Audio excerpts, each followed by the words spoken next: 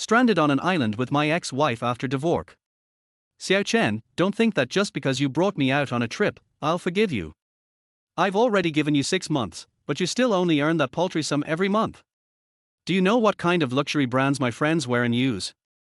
Compared to their husbands, you're just a pile of dog shit. I'm telling you this straight, our marriage is still going to end. I was blind to marry a worthless man like you. On the plane to Dubai, Xiao Chen stared blankly at the blue sky and white clouds outside the window, his ears constantly filled with his wife Liu Siya's relentless scolding. Wait, no, calling her his wife is no longer appropriate. Judging by Liu Siya's tone, it seemed inevitable that their divorce was coming, no matter how much he tried to tolerate it. However, Xiao Chen took a deep breath and spoke softly. How about we wait until the end of the year to get a divorce? My dad is still in the hospital, and his condition isn't too good. I'm afraid if he finds out we're getting divorced, he won't be able to handle it. After his father was diagnosed with a terminal illness, he often expressed his wish to see Xiao Chen get married before he died. To fulfill his father's wish, Xiao Chen, freshly discharged from the military, did not hesitate to step onto the path of blind dates. But now, the domestic dating market had become so distorted that even someone like Liu Siya, who had a mediocre figure and appearance, could be so confident, trampling on Xiao Chen, once known as the king of special forces. To get married, a 500,000 renminbi betrothal gift, a 200,000 renminbi car, and adding Liu Siya's name to the property deed were all non-negotiable. To make it happen, Xiao Chen's father borrowed money from relatives and friends, barely scraping together the required amount. After the marriage, Xiao Chen worked desperately hard, using the skills he had learned in the army to start a wilderness survival science blog after hours to increase his income. He thought a good life was on the horizon. But unexpectedly, Liu Siya, working on minor platforms like Xiao Hongshu and earning just 3,000 renminbi a month, looked down on his efforts. In her words, a man who couldn't earn at least 100,000 a month had no right to be with her, let alone sleep in the same bed. HMPH. Liu Siya snorted coldly. Your dad's life or death has nothing to do with me. You think you can delay the divorce until the end of the year? Keep dreaming. And by the way, Mr. Zhang has already booked a room for me. After we land, you can sleep on the street. Hearing this, Xiao Chen clenched his fists, struggling to control his emotions. It seemed the rumors his friends had told him about Liu Siya and her boss, Mr. Zhang, being involved were not without basis. In that case, the betrothal gifts should be refunded, right? Xiao Chen's voice trembled as he spoke. But the response he got was a loud, mocking laugh. Xiao Chen, I really didn't expect you to be this disgusting. Liu Siya suddenly stood up, pointing at Xiao Chen with a finger, shouting loudly. Everyone, come look at this scumbag. He wasn't even capable of getting a proper wife, and after he got married, he didn't make any effort, just gave up and slacked off. Now that I want to find my own happiness, he is asking me to return the betrothal gifts. Isn't he that just trying to get things for free? With these words, their once noisy cabin fell into sudden silence. Hundreds of eyes turned to stare at Xiao Chen, some mocking, some contemptuous, some watching the show, and others confused. Seeing all eyes on them, Liu Siya's eyes gleamed with triumph. Don't even think about getting back the betrothal gifts or the car. Even the house your family owns, it's all going to be mine. Upon hearing this, Xiao Chen's eyes went red. He grabbed Liu Siya by the neck, yelling, we can divorce, and you don't need to return the betrothal gifts, but you're not touching the house. That's the lifeline for my father and me. Liu Siya struggled desperately. Soon, their commotion attracted the flight attendants and security personnel. As they pulled the two apart, just as they were about to question them, a passenger in the back suddenly pointed outside, shouting, look. What's that? Everyone turned their gaze outside the window and saw that the airplane engine had started emitting black smoke. Boom! A flash of fire erupted, and the massive engine exploded. The passengers exchanged fearful glances, and mere seconds later, the entire cabin was filled with screams. My God, help! Mom, I want to go home. Lord, I don't want to die. Crying, yelling, screaming, and the blaring of alarms all blended together in a chaotic symphony. The plane shook violently, and the lights in the cabin began flickering erratically. As the air pressure inside the cabin rapidly dropped, the plane gradually quieted down. Xiao Chen looked at his wife, who had already passed out, his heart still filled with hatred. This woman had ruined his life. In the last moments of consciousness, Xiao Chen glanced at the rapidly descending plane outside the window, closing his eyes with a sense of unwillingness. If there's another life. He hoped there would be no betrothal gifts, no vanity, no pointless comparisons in another world. Am I not dead yet? Oh, what is this? Why is it so soft? Xiao Chen opened his eyes in confusion. When he looked down and saw what he was holding, he froze in shock. A beautiful woman, dressed in office attire, was tightly wrapped around him like an octopus, her perfect features now fully exposed without any makeup. Xiao Chen awkwardly pulled his hand away from her chest. The sound of waves crashing drew Xiao Chen's attention. He turned his head, his heart suddenly shaking. Floating in the blue sea were large metallic remains of the airplane. Additionally, there were floating people lying face down, motionless. A wave rolled in, carrying with it pieces of human body parts mixed with clothing. Xiao Chen turned back, his mood heavy. In front of him was a huge deserted island. Chapter 2, The Power of One Punch. Oh, where am I? The woman rubbed her forehead, her eyes slowly opening in confusion. When she realized she was lying in a man's arms, she let out a shrill scream that pierced the sky. Xiao Chen was startled, quickly covering the woman's mouth with his hand. Don't make a sound. This is a deserted island.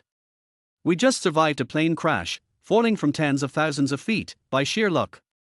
Right now, the situation on the island is unknown. If you make noise, it could attract unknown dangers. If you don't believe me, look over there. Hearing Xiao Chen's quiet warning, the woman, who had been struggling violently, gradually stopped. But when she followed his gaze and saw numerous people and body parts floating in the sea, panic and fear immediately filled her eyes. Xiao Chen sighed. Although he had no idea what to do, he gently comforted her. Since we survived, we should support each other and live. By the way, I don't know your name yet. He then released his hand from her mouth. The woman didn't speak again. She gave Xiao Chen a steady look, then nodded lightly and whispered, Qin Yiqian. Xiao Chen nodded in return. Just as he was about to introduce himself, a sudden scream echoed through the bushes on the island. Xiao Chen, why haven't you died yet, you murderer? His wife, Liu Siya, suddenly emerged from the thicket, glaring at Xiao Chen with intense hatred. Swish, swish, swish. Behind Liu Siya, more people began to emerge from the grass. In just a short time, the deserted island, which had been empty, suddenly became crowded with a mix of men, women, and elderly. A tall man in uniform stepped out of the crowd and spoke calmly. There are 31 survivors from the crash, 22 women and 9 men. I believe our priority right now shouldn't be in fighting and blaming each other. It should be for everyone to unite, stick together, and survive while we wait for rescue. His words were firm and reasonable, full of conviction. Xiao Chen glanced at the ID tag on the man's chest that read, Vice Captain Yang Dong, and quietly memorized the name. That's nonsense. Where exactly are we? Why is there no signal on my phone, and how did you guys manage to crash the plane? A rotund man, obviously someone accustomed to high positions, walked up to Yang Dong and aggressively demanded answers. Yang Dong smiled politely at the man, but in the next moment, he moved swiftly and punched the fat man in the temple. Arr! The fat man cried out in pain. Holding his head, he stumbled and swayed, barely managing to stay on his feet. But Yang Dong wasn't done. He lifted his foot and kicked the fat man in the face with the sole of his shoe. The fat man let out a muffled groan before crashing to the ground. Yang Dong slowly walked over, stepping on the fat man's head, then turned to face the group, his expression warm as he said, We are in a critical situation right now. If we want to survive, there can be no internal strife. There must be only one voice. Don't you all agree? The room fell silent as everyone exchanged glances. Although Yang Dong's actions were discomforting and even repulsive, in such dire circumstances, it seemed that only a strong hand could stabilize the situation. Yes. Before long, someone finally spoke up in agreement, affirming Yang Dong's position as their leader. People tend to follow the crowd, and as soon as the first person spoke, more voices followed in quick succession. Seeing his position as the leader becoming more solidified, Yang Dong slowly walked towards Xiao Chen with a smile and asked, What's the matter, brother? Do you have any objections? Xiao Chen glanced at the unconscious fat man not far away, then shook his head. I don't disagree, but I believe it's better to have control over your own fate. Millimeter, good thinking, Yang Dong commented, adopting a superior posture. But not everyone has the ability to do so. Just as he was speaking, Yang Dong suddenly attacked. With a swift motion, he threw a punch at Xiao Chen, aiming to repeat his earlier tactic. However, snap! A crisp sound echoed. Yang Dong pulled his fist back, his face filled with disbelief as he looked at Xiao Chen. He never expected Xiao Chen to react so quickly. In that split second, Xiao Chen had countered and collided his fist with his. Do I have that kind of ability? Xiao Chen retorted, asking back. HMPH. Yang Dong narrowed his eyes, coldly snorting, then discreetly pulled his injured hand behind his back. Your wife is in the group. Don't you want to mend things with her? Hearing this, Xiao Chen squinted his eyes. Although he had only used about 70% of his strength in that punch, Xiao Chen was absolutely sure that he had shattered four of Yang Dong's fingers. And the fact that Yang Dong could endure that pain and still persist in trying to recruit him. A man like that was dangerous. Chapter 3, Many people saw it. Vice Captain, many people saw it. This murderer tried to kill me on the plane. If such a murderer joins the group, it will be a huge safety risk for everyone. Upon hearing the olive branch extended by Yang Dong, Liu Siya from the crowd immediately jumped to her feet. With these two sentences, many people's faces in the group showed signs of concern. Yang Dong turned around, giving Liu Siya a deep look before nodding. You're right. My considerations were not thorough enough. After saying that, he ignored Xiao Chen and instead looked at Qin Yiqian, who was next to him. Madam, it's impossible to survive on this island relying solely on personal strength. You should join the group quickly. The environment here is far too dangerous. The implication of the word danger was entirely directed at Xiao Chen. Xiao Chen wanted to explain, but he swallowed his words before they left his mouth. He smiled at Qin Yiqian, signaling that he didn't mind who she chose. However, Qin Yiqian's reaction greatly surprised both Xiao Chen and Yang Dong. Everyone, as Vice Captain Yang Dong said, joining any team is a personal choice. Qin Yiqian turned to the people behind her and shouted, Is anyone willing to join me and Xiao Chen's team? At these words, the crowd began to whisper among themselves. Soon, two tall girls walked out from the group and approached Xiao Chen and Qin Yiqian. The two girls introduced themselves quietly to Xiao Chen. The first girl was named Zhang Jie. She had short hair, a sweet and cute appearance, and was wearing a white mini skirt. Her figure was extremely alluring. The second girl was named Sumai. Her beauty was just as striking as Qin Yiqian's, but while Qin Yiqian had long, flowing hair, Sumai's graceful figure radiated an entirely different aura. Wearing a pink dress, she was the epitome of charm, a woman who exuded an almost seductive allure. Seeing two beautiful women defecting to their other side, Yang Dong's face darkened immediately. He snorted coldly and, after wishing Xiao Chen good luck, turned around and led the crowd away. At this point, the survivors stranded on the deserted island had successfully split into two factions, their Dong team led by Yang Dong, with 27 members, and the small Chen team led by Xiao Chen, which had only 4 members. Watching their Dong team leave and the remaining 3 female teammates standing in place, Xiao Chen's face flashed with bitterness. Although these 3 girls could easily be called beautiful by worldly standards and had invaluable worth in a civilized society, they were on a deserted island now. Even if they combined their strength, they probably couldn't match a single man from Yang Dong's team. Xiao Chen took a deep breath and spoke to the 3 girls. The most important thing to survive on a deserted island is unity. A team doesn't support freeloaders. I want to know, what skills do you have? The 3 girls nodded and gave their answers. Qin Yiqian, a designer for a famous Milan fashion brand, was skilled in clothing design and had an interest in tea tasting. Sumai was a PhD in psychology from a university in country E, highly intelligent. She was good at analyzing psychology and also knew some yoga. As for Zhang Jie, she was quite impressive. Having just finished her first year in college at the age of 18, she spent her vacation traveling internationally. In other words, she was a true second-generation rich. After hearing this, Xiao Chen fell silent for a moment, only to feel a sense of darkness before his eyes. On this deserted island, the 3 women were essentially useless. Everyone, I suggest that from now on, we remain united and fully obey Xiao Chen, treating him as our leader. I believe only by doing this can we survive and wait for rescue. Perhaps sensing Xiao Chen's shift in mood, Sumai, the psychology PhD, suddenly stood up and announced to the other two girls. Qin Yiqian paused for a moment, neither acknowledging nor denying it, turning her head to gaze at the sea. As for the rich girl, Zhang Jiayi, she seemed genuinely interested, widening her eyes and smiling at Xiao Chen. I've seen survival videos of Xiao Chen before. I'm a huge fan. So, I believe that Xiao Chen will definitely protect us on this island, 1TU. However, Xiao Chen seriously shook his head. No, I'm not an all-powerful god. If we encounter danger, I can't protect everyone. I still stand by what I said, a team doesn't support freeloaders. What we need to survive is the collective strength of everyone coming together. After saying this, Xiao Chen gave Sumai a deep look. He had to admit, this woman had high emotional intelligence. Not only was she not angry that he dismissed her skills, but she also gave him their leader title without hesitation. Suddenly, Xiao Chen stood up, pointing toward the sea. Since everyone agrees I should be the leader, then you have to follow my orders. Let us start collecting supplies. Collect supplies. Zhang Jiri looked puzzled. Xiao Chen walked toward the sea, bent down, and picked up a small piece of airplane wreckage, tossing it onto the sand. Looking at the wreckage, the three girls' faces were filled with confusion. Xiao Chen deliberately put on a stern face and spoke seriously.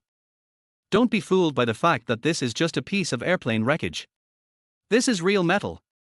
If we relied on the resources on this island, it would take at least 100 years to make something like this. If you want food and water on this island, you'll have to go into the sea, put in your own effort, and help me salvage supplies. Until we survive and wait for rescue. Chapter 4 Waste. As soon as their words fell, Sumai responded first. She took off her boots and stepped on the beach with her fair feet. She walked towards Xiao Chen step by step, blinked her eyes, and said delicately, I'll listen to you, Brother Chen. Hearing such a name, Xiao Chen was speechless, but when he wanted to stop him, he found that the other party had already bent down and started to salvage. Qin Yiqian and Zhang Jiri looked at each other. Although they also felt itchy on their backs, they still took off their shoes and joined the salvage team. Soon, the movement here attracted Yang Tong's attention. Yang Tong finally came to his senses and belatedly ordered his men to join Xiao Chen's group in snatching the remaining supplies. After all, their Dong team had the advantage in numbers, and it was also possible that Yang Tong had specifically instructed that a few people be deliberately sent to surround the Chen team. Whenever the three members of their Chen team wanted to salvage something, their Dong team would go and grab it. After a bag of bread was snatched away from Zhang Jiri's eyes turned red with anger, and he kept muttering, we collected it first, how could they just grab it? Qin Yiqian suddenly became furious and rushed forward to argue. Never mind. Xiao Chen hurriedly stepped forward to stop Qin Yiqian. You are the only man in our team. If you don't take the lead in fighting now, do you want to be a coward? Qin Yiqian said in a somewhat unfriendly tone. Xiao Chen pointed his finger at the blue sky, then shook his head and said, this is enough. Let's go quickly. If we don't leave soon, something bad will happen. Something happened. How is this possible? Although he said he didn't believe it, Qin Yiqian still worked with the two girls to move the previously collected supplies ashore one by one. Xiao Chen went into the sea again, and to the surprise of their Dong team, he dragged the bodies to the beach and began to search. Soon, Xiao Chen left behind belts, leather wallets, clothes, etc., and stripped the bodies down to their underwear. Yang Tong took advantage of this situation and began to criticize Xiao Chen to his subordinates with ridicule and contempt. Even the three girls from their morning team lowered their heads or covered their faces, as if such behavior made them feel extremely ashamed. Xiao Chen sighed. It seems that no one has fully gotten into the role yet. How can they still care about their dignity in this situation? The most important thing is to stay alive. It won't be long, even within a day or two, people will be able to eat anything when they are hungry. Even. A gleam of light flashed in Xiao Chen's eyes. He no longer hesitated and pushed all the stripped bodies into the sea. When he returned to the three women, dragging large and small bags of clothes, they all looked unhappy. Qin Yiqian had a dark face and asked directly, it would be fine if they just took off their clothes, but why did they have to be killed without a complete body? Xiao Chen had no choice but to explain. If their bodies are buried on the shore, they will rot and breed bacteria, which will then pollute the environment and spread diseases. There is a lack of medical care and medicine on the island. If you get sick, you can only wait to die. Besides, these people are already dead, and all we have to do is live well for them. Hearing Xiao Chen's low voice and the sincerity on his face, the three girls looked at each other, and except Sumai, the other two nodded silently. At this time, Sumai stood up and walked to Xiao Chen's side and whispered, "Brother Chen, I don't want to eat shrimp, crab or fish tomorrow morning. Can you prepare something else for me?" Xiao Chen was shocked and quickly looked Sumai up and down again. "I never thought this woman was so smart." "That's right. Pushing the corpses into the sea is not only to prevent disease, but more importantly to use the corpses as nests to attract shrimps and crabs from the surrounding areas." "Then what do you want to eat?" Xiao Chen asked in a low voice. Sumai leaned close to Xiao Chen's ear and blew a sweet breath into his ear. "I want to eat you." Halfway through his words, a scream came from Yang Tong's side. Two members of their Dawn brigade who were collecting supplies at the beach were swept away by the rising tide and were struggling desperately in the sea. The three women stood there in a daze, watching the fresh lives slip away before their eyes. This is the result of greed and lack of observation. Xiao Chen gave his evaluation, then turned to look at the deserted island and said slowly, "Don't just stand there, come with me to find a home to settle down." The four of them were busy until the evening, and finally built a simple little home as the sun was about to set. It would be more accurate to say that it is a tent standing behind a huge rock with wind blowing on three sides. Xiao Chen picked up the dagger made from the wreckage of the plane, picked up some weeds and some dead wood near the interior of the deserted island, and began to prepare to make a fire. The wood was quickly sharpened. Xiao Chen rubbed it vigorously with both hands, and the tip of the wood soon emitted bursts of green smoke on the dead wood. With Xiao Chen blowing at the right time and adding weeds and sawdust, there was a sizzle sound and the flames rose. The firelight immediately reflected on the faces of the four people. Although the fireworks were a bit irritating to the eyes, everyone's faces were very rosy and they were very happy. The bonfire relaxed everyone's tense nerves. "Brother Xiao Chen, I'm thirsty." Zhang Jie swallowed her saliva, no longer forced to endure it, and said it in a low voice. "Don't worry, there will be water soon, but..." Xiao Chen narrowed his eyes and said calmly, "We need to protect our own lives first. Life safety." The three women's eyes were full of confusion. Xiao Chen waved his hand without explaining, but looked indifferently at the three people hiding in the shadows. After a while, his wife Liu Siya came closer, and behind her were two burly men. "Wow, I didn't expect a loser like you could actually light a fire." As Liu Siya was speaking, the two men beside her quickly stretched out two branches and moved towards the fire to ask for light. However, Xiao Chen stepped in front of the fire, holding the dagger tightly in his hand. The two looked at each other, and one of them smiled and said, "Brother, no matter what, we are all in the same boat. It's just borrowing a light, don't be so stingy." Xiao Chen waved his hand and flatly refused, "If you have the ability, go and make a fire yourself. Please don't count on a loser like me." Chapter 5 Distillation. "Xiao Chen, you've really grown in ability, haven't you?" Seeing Xiao Chen's refusal, Liu Siya threatened, "If you don't lend me this fire today, believe it or not, after we leave the deserted island, I will make you a hot topic on Xiao Hongshu. Let the whole country see how disgusting and despicable a man like you is." Casual. Xiao Chen shook his head, looking completely unmoved. Such a reaction made Liu Siya even angrier, as if a punch that she had carefully accumulated strength had hit cotton directly. Just as she was about to continue to jump up and down in anger, another person slowly walked out of the shadows. "Xiao Chen, no matter how wrong your wife is, you shouldn't be so picky with her." Yang Tong leaned forward, raised his unbandaged left hand, pointed at Liu Siya, and advised, "Haven't you heard that a night of love means 100 days of grace, and that a fight at the head of the bed means reconciliation at the foot of the bed?" Hearing this, Xiao Chen narrowed his eyes immediately. This is not enough of a soft approach, so are we going to resort to moral blackmail? However, how can there be any morality on a desert island? Not to mention. Captain Yang, you are right. Xiao Chen first agreed with Yang Tong's words, then pointed at the food residue at the corner of Liu Siya's mouth and asked with a smile, "But when my wife eats beef jerky, chocolate, and bread, has she ever thought about me being hungry? Has she ever thought about what you said about a night of marriage bringing 100 days of love?" As he finished speaking, Yang Tong felt as if his throat was choked. He could only hum and turn to leave with Liu Siya and the other two. Looking at the backs of the four people, Xiao Chen shouted loudly, "Want to borrow a fire?" "Sure. But you have to exchange it with your beef jerky and chocolate. Yang Tong paused for a moment. Without turning around, he disappeared into the shadows with the 4 people. Brother Xiao Chen, isn't this a bad thing for us to do? Zhang Jiri was still a young girl who had not experienced much of the world. Seeing this, she immediately softened her heart and advised, "We are all stranded on a desert island. I think we should help each other." Before he could finish his words, Qin Yiqian snorted and interrupted him. "Huh, why didn't they think of helping each other when they were eating?" Zhang Jiri thought about it and stopped persuading him. Instead, she looked at Xiao Chen and licked her dry lips. Xiao Chen smiled. "Okay, I'll go boil some water." After saying that, he stood up and walked towards the shore to fetch water. Not long after, Xiao Chen returned and was surprised to find Yang Tong came with 2 of his men and was sitting quietly on the side. "Brother, I accidentally forgot about you when we were distributing the food just now. You can take these and eat them."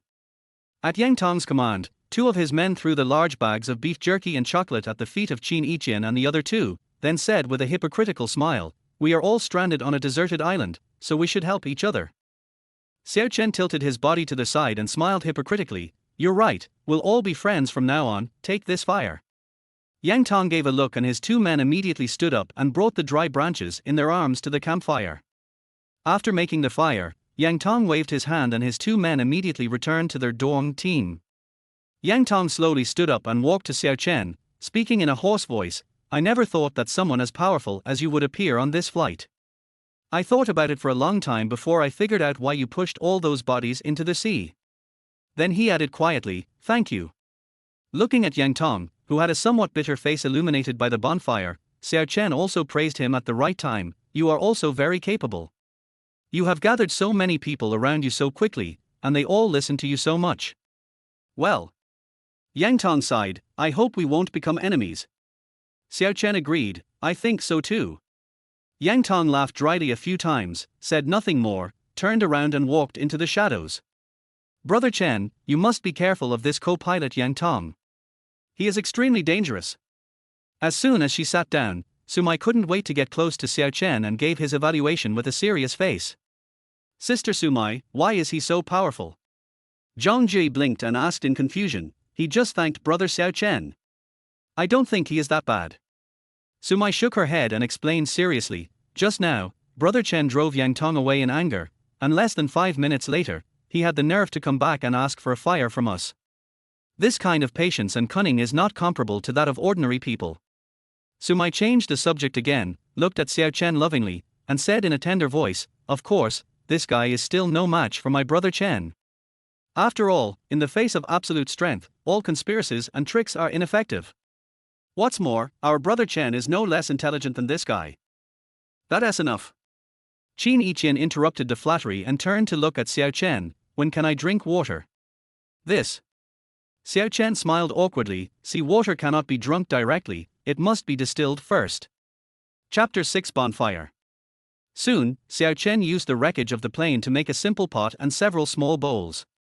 After pouring the sea water in, it was placed on the campfire and started to cook. Then, Xiao Chen took off his clothes in front of the 3 women and covered the pot. A long time passed. After the seawater in the pot dried up and the clothes became wet, Xiao Chen took off the clothes, wrung them hard, and dripped the water into 4 small bowls. Looking at the clear water with a little sediment in the small bowl, Zhang Jiri wrinkled her face into a small bun. Seeing this, Xiao Chen frowned and said coldly, "If you want to survive here, you can only drink this." "That's right, being able to make distilled water is already amazing, don't complain about it." Sumai was the first to respond again. She picked up a bowl of water and drank it directly. Qin Yiqian didn't say anything, but also picked up the bowl. Seeing both of them like this, Zhang Jiri had no choice but to put on a bitter face, pick up the bowl and take a sip. Seeing the 3 people obediently drinking the distilled water mixed with a little bit of their sweat, Xiao Chen felt a little guilty. In fact, he had a better and cleaner way of distilling. "But this method doesn't work. If you want to survive on a deserted island with scarce resources, you have to be not afraid of hardship or dirt. If you insist on being a flower in a greenhouse, then your only fate is to be eliminated." After making the distilled water, Xiao Chen carefully distributed the beef jerky and chocolate evenly to everyone in the Chen team. Drinking hot water, chewing beef and chocolate, the four sat in front of the campfire and began to talk in silence. Looking up, you will see the extremely bright starry sky, and around you is the vast and boundless ocean. At this moment, the four of them were thinking the same thing in their hearts: how nice it would be if this wasn't a deserted island. Before I knew it, it was already late at night and a biting cold wind was blowing from the seaside. Xiao Chen yawned and signaled everyone to go back to their small tent-like home to rest. As Sumai and Zhang Jiri walked in, Xiao Chen quietly pulled Qin Yiqian, who was about to walk in. "Is there something?" Qin Yiqian asked puzzledly. Xiao Chen opened his mouth and pointed at Qin Yiqian's legs shyly. You have to take off these black stockings and lend them to me." "You rascal, you!" Qin Yiqian's face turned red with embarrassment. Xiao Chen quickly stepped forward and covered Qin Yiqian's mouth for the second time, whispering, "Don't get me wrong, I just want to borrow your stockings to catch some shrimps and crabs for tomorrow's breakfast." "Real? Of course it's true," Xiao Chen said firmly. "If you don't believe me, you can go with me." "Good." Qin Yiqian nodded, and really followed Xiao Chen towards the pitch-black seashore. It was not until she saw with her own eyes that Xiao Chen used a branch to spread out her taken-off stockings and actually placed them in the low-lying sea water that she felt at ease and followed him back to his small home in the tent. In the small tent, the four people were so close to each other that they could hear each other's heartbeats. It was not until the second half of the night, with Xiao Chen's light snoring, that the three women fell asleep one after another. Early morning. When the first ray of sunlight shone into the small home, Xiao Chen slightly opened his eyes. Xiao Chen walked out of his small home and was about to go to the beach to see his harvest when two terrifying screams suddenly cut through the sky. Help! There's a snake, a really big snake, help us!"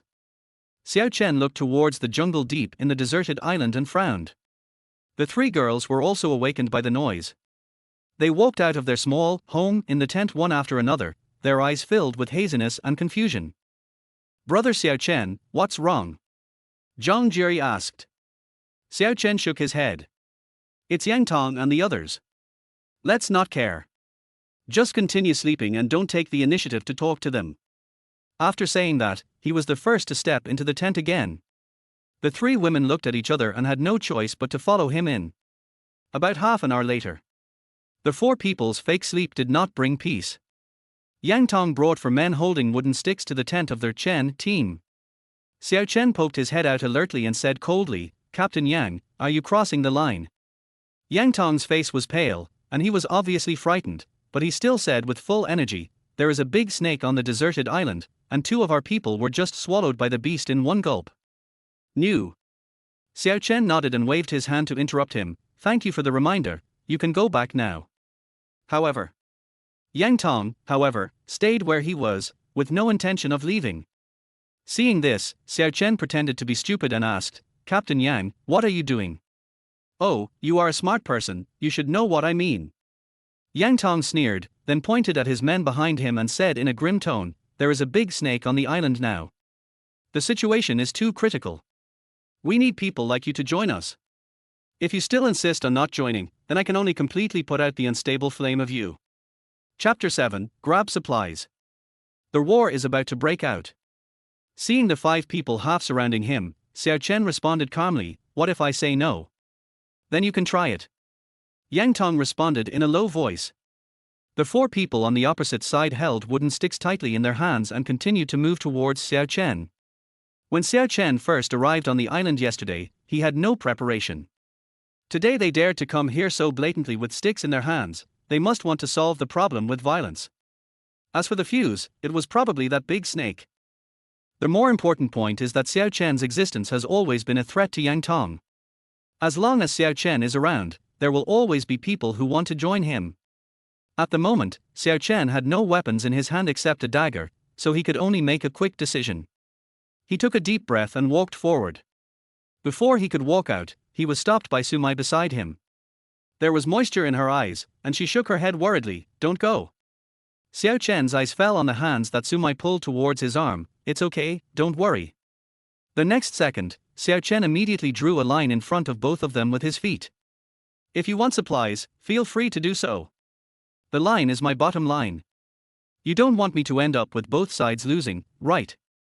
For now, Xiao Chen could only say this to ensure his own safety. He held the dagger tightly in his hand, and his sharp eyes scanned the 5 people opposite him. I don't agree. Why should we give them our supplies? Qin Yiqian shouted in dissatisfaction. Shut up. Xiao Chen quickly interrupted what she was about to say, turned around and winked in their direction. Yang Tong stood by and watched the scene in a daze, seemingly thinking about something. Xiao Chen quickly put his hands behind his back and waved to a few people, asking them to leave slowly. Yang Tong on the opposite side was very alert and immediately realized that something was wrong. Surround them. In a flash, Xiao Chen shouted, How dare you? As he spoke, he waved the dagger in his hand, trying to drive them away. Do I have to join you today? If I don't, are you going to kill me? You are indeed outnumbered now, and I can't kill you, but I will kill 2 of you at the risk of my life. A roar immediately made the people on the opposite side couldn't help but take a few steps back. Seeing that the situation was not right, Yang Tong, who was in the lead, still bravely took 2 steps towards Xiao Chen.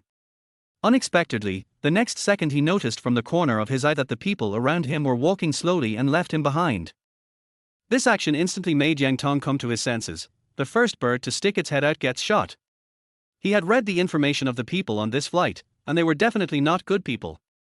Seeing this scene, Xiao Chen on the opposite side instantly regained his composure.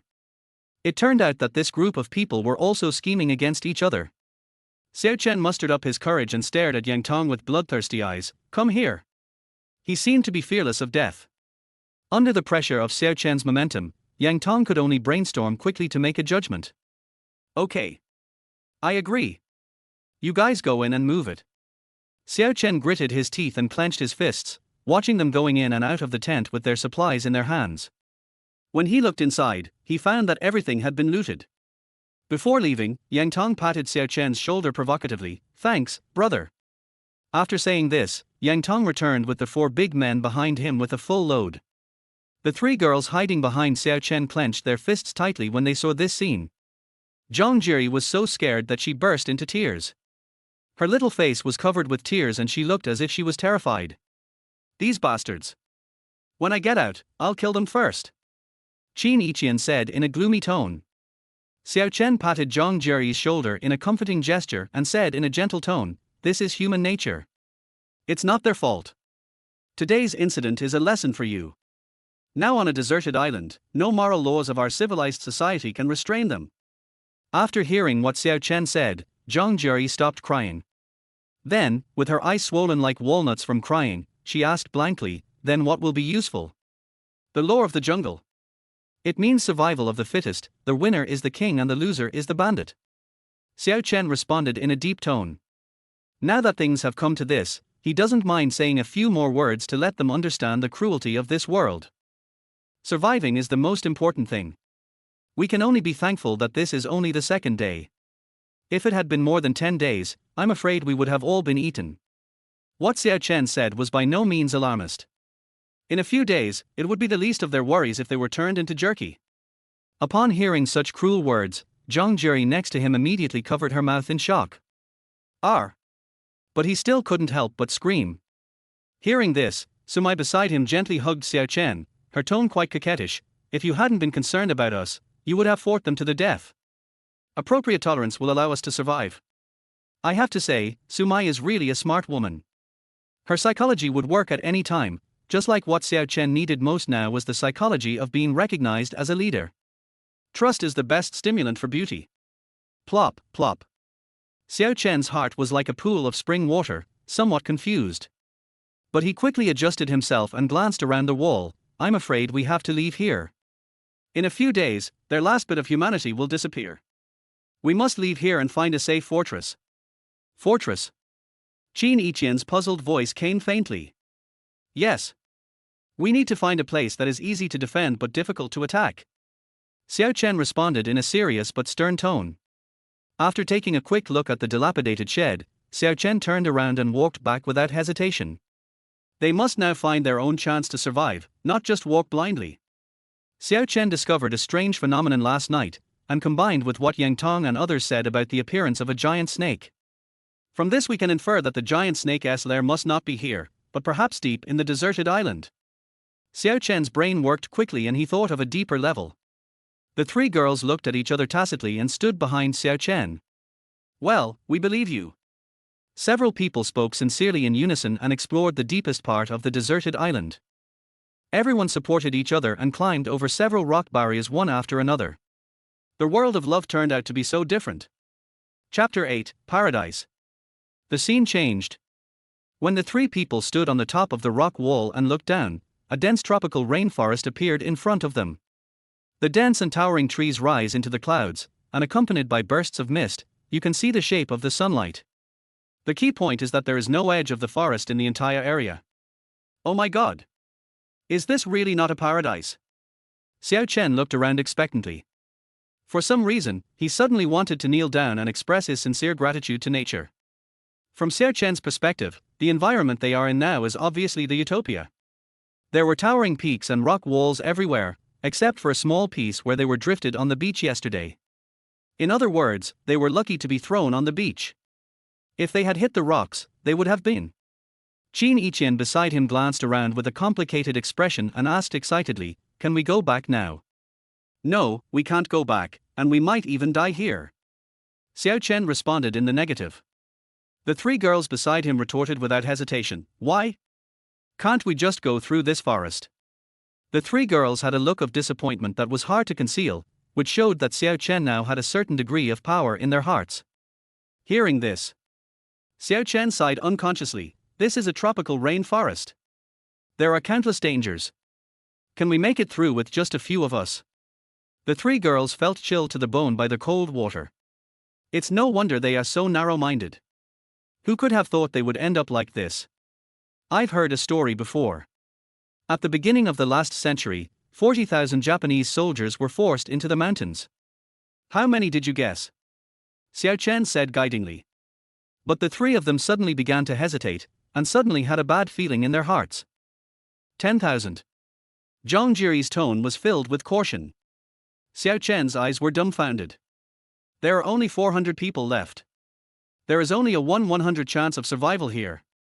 This number of survivors is based on the fact that a large amount of supplies have been deployed.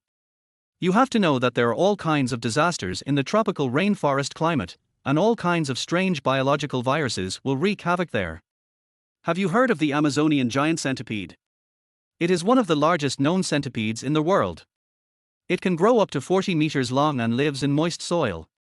It has highly toxic mucus all over its body. If you touch it, you will be corroded. Xiao Chen's few words instantly dispelled the girl's idea of going out. Even Zhang Jiri's eyes became moist unconsciously. As the saying goes, there is always a new hope after a dark tunnel. At the same time, Xiao Chen also gave them hope, but we still have hope of leaving here. The airline will look for us based on the black box that was lost by the plane. We just need to settle down here for a while and wait for rescue quietly. The climate in the tropical rainforest is relatively dangerous, but the resources are also very abundant. I don't know why, but hearing these words coming out of Xiao Chen's mouth makes people feel at ease. Seeing Xiao Chen looking at everyone calmly, the three of them felt a little relieved. In fact, even Xiao Chen felt a little uneasy in his heart. He himself didn't know what would happen to this primeval forest. Based on his current knowledge of geography, he estimated that they fell into the Sea of Hiltai. This place is full of pirates. It's just that the climate seems to be a bit inconsistent. There was a natural desert climate, but now it's a tropical rainforest climate. Where on earth are they? Suddenly Xiao Chen felt dizzy, and vaguely remembered what Yang Tong said. This place is probably in the middle, I don't know the details. At that time, Yang Tong said this while looking at everyone with a confused look on his face. For some reason, Xiao Chen suddenly had a bold idea in his mind. Could it be that they had already deviated from their route long ago? Was this all a huge conspiracy? Even Xiao Chen himself was frightened by the idea that popped up in his mind.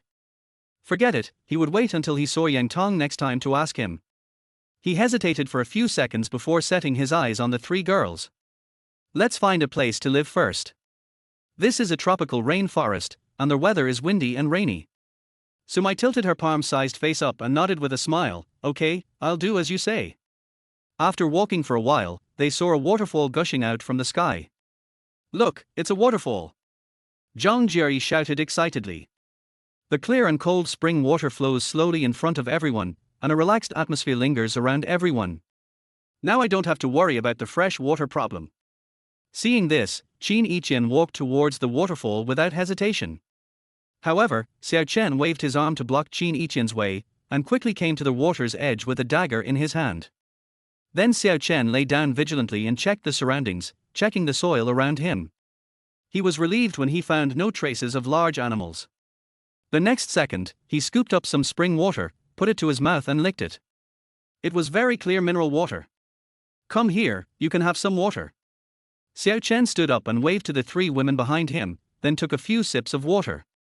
The three women were standing not far away. They swallowed and walked towards Xiao Chen. You can drink the water, but it has too much minerals and is a bit hard. Conditions are limited, so let's moisten our throats first. The three women exchanged glances, took 2 small sips, and didn't dare to drink any more. Just now, the three of them stood in the distance and whispered for a while, and I didn't know what they were talking about. Almost in an instant, Sumai walked to Xiao Chen with seductive eyes and took his arm. I have something to tell you. Shall we go over here first? The woman's tone was full of teasing. Suddenly, Xiao Chen took a deep breath and suppressed the heat in his lower abdomen. It's been 2 days. We want to take a shower. Can you please turn around first? Or can we do it together? Sumai said with a smile. Her voice was quite charming, and with these words, even Xiao Chen, who was like a bodhisattva, could not control himself. Naked seduction. She hardly needed to say anything more, as Xiao Chen had already automatically imagined the scene of 3 girls splashing water on each other and playing in the fountain. Fortunately, Xiao Chen controlled himself in time. You don't have to go. I'll be on the sidelines watching. Call me if you need anything. Xiao Chen's serious attitude is somewhat cute. Sumai had no worries and stroked Xiao Chen's cheek with her delicate hands. Thank you for your hard work, Chief. The mixed voice gave Xiao Chen goosebumps all over his body. Seductive little goblin. Chapter 9: A Different World. In an instant, Xiao Chen heard the sounds of women laughing and playing. Hate. Har har har. The laughter like silver bells echoed in Xiao Chen's ears. Unexpectedly, the next second, something unexpected happened. R. The original laughter was suddenly replaced by a frightened sound, and even the sound of flowing water suddenly disappeared. The possible reaction drove Xiao Chen to quickly pull away Zhang Jie's hand. Xiao Chen raised his eyes and saw Sumai and Qin Yiqian with their shoulders half exposed, looking at the things under the water with their jade-like eyes. Only after seeing the thing clearly did Xiao Chen sigh. Don't be afraid, it's just an ordinary little snake. Xiao Chen's originally strong tone unconsciously took on a touch of tenderness. Sumai's face turned pale, but then a hint of embarrassment appeared on it, and she immediately returned to the shore. Seeing that they were not in any danger, Xiao Chen looked through the waterfall to see what was inside. Is this the water curtain cave? Where the water was supposed to cascade down 3,000 feet, a somewhat dark cave was revealed behind it. Xiao Chen bypassed the turbulent waterfall in front and walked straight to the bottom of the stone wall, with the dagger tightly grasped in front of his chest. The next second Xiao Chen swallowed his saliva, unconsciously took a few steps back, stared straight in the direction of the cave, and flew in with a running start. After entering, Xiao Chen felt a moist mist lingering around. The entire water curtain cave is not particularly closed, but instead grows small grass that symbolizes the power of life. The cave is not particularly big, only about 50 square meters. Fortunately, the ground is relatively flat, and there are particularly regular steps formed all around. After taking a closer look at the exhibits inside, Xiao Chen had a rough idea in his mind. This was simply a natural fortress. After a long while, Xiao Chen finally came out. The 3 women outside were almost laughing their heads off and looked towards the direction of the cave. Speaking of the water curtain cave, it is really quite inconspicuous. If it weren't for Zhang Jie's scream, Xiao Chen would never have discovered the existence of such a place. As soon as Xiao Chen came out, he ignored Qin Yiqian's murderous gaze and said, "Now that we have a fortress, our cohabitation life has officially begun, okay." Seeing this scene, Zhang Jie's big watery eyes opened wide. You mean the place inside? Yes, it's quite big, about 50 square meters. Brother, are you sure we can get in? It's a big waterfall, my little arms and legs will definitely be washed out. Zhang Jie responded with a look of disbelief. In response, Xiao Chen calmly explained, it's okay. This place is easy to defend but difficult to attack. I'll take you in later. Finally, Xiao Chen seemed to have thought of something and continued to analyze. The main reason is that this place is easy to defend and difficult to attack. Even Yang Tong can't find our existence. If it were an ordinary low cave, we probably wouldn't survive long. That is indeed the truth. However, Zhang Jiri glanced in the direction of Xiao Chen, shrank his head, and was still a little uncertain. Can't we find another place? I think it's going to be very cold here at night. Faced with questioning voices, Xiao Chen spoke patiently. Don't worry, it won't happen. According to the corresponding triangle theory, the waterfall is exactly the most sheltered place. There is a water source here, which means there are resources. In addition, there are no footprints of other animals around. What could be safer than this? At this time, Xiao Chen looked in the direction of the three women, looking calm. Hearing this, Qin Yiqian beside him couldn't help but said, the key is that the three of us can't get in. He looked back and saw the two women behind him also looked embarrassed. It's okay, just give me the initiative of your bodies, Xiao Chen said with a meaningful smile. Sumai smiled coquettishly and punched Xiao Chen's chest. Hate it, stop it. Xiao Chen smiled as he crossed the waterfall and entered the water curtain cave again. About 10 minutes later, the vines he got from somewhere came back. You have to know that in a tropical rainforest climate, the thing that is most abundant is vines. The toughness of this plant is perfect for making strong ropes. You guys grab the other end of the vine and I'll pull you up. Looking at the rushing water of the waterfall, the three girls looked a little hesitant, but still chose to believe Xiao Chen. Just as Xiao Chen said, they tied the vines around their waists to increase their stability, and then used their hands and feet to climb up the long vines. Are they all up here? Aha! After all three women went up one after another, Xiao Chen began to pull. After all the operations, he consumed a lot of energy. Call! Xiao Chen gasped for breath. At the same time, outside, the sun and the moon alternated, and the sky gradually darkened. Xiao Chen spread his hands and immediately started to make fire. Hiss! The sound of the flames scorching filled the entire cave, and the blazing flames made the shadows of the four people appear very long. The air gradually became a little dry. Xiao Chen took a short nap and then woke up slowly. It's really hard to sleep in this environment. I have to go out and find food. You guys wait here for me. His tone did not allow for argument, and then he skillfully tied the long vine tightly around himself. Just before leaving, he said firmly, if I can't come back, you can jump down from here and go back to find Yang Tong. Even Xiao Chen couldn't ensure his own safety in such a tropical rainforest climate. Seeing this scene, Sumai picked up the wooden stick next to her without hesitation and took a defensive posture. We can't swim. We'll wait here for you to come back. Hearing this, Xiao Chen's eyes flashed with a hint of surprise. Okay, but you don't want me to die. As soon as he finished speaking, Xiao Chen jumped down the waterfall without hesitation. Looking at Xiao Chen's departing back, the three women frowned, their eyes filled with worry. The scene changed. Xiao Chen, holding a dagger in his hand, walked into the tropical rainforest alone. The gentle and warm smile on his face disappeared in an instant, replaced by a solemn expression. This tropical rainforest is like a forbidden item, and even under the pure white foam there is a deadly danger. But now the general trend is irreversible, and Xiao Chen cannot remain immune. If you want to survive, you must ask for it from nature. If you don't come out you will starve to death, only by coming out will you have a chance of survival. There are many dangerous things in the tropical rainforest. What look like leaves are actually deadly poisonous centipedes. There is never a shortage of disguisers in this forest.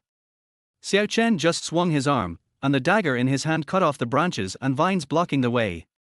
After just a short distance, his hands were shaking under the high pressure. Sudden. A huge monster blocked Xiao Chen's way. Chapter 10, Wasp Horror.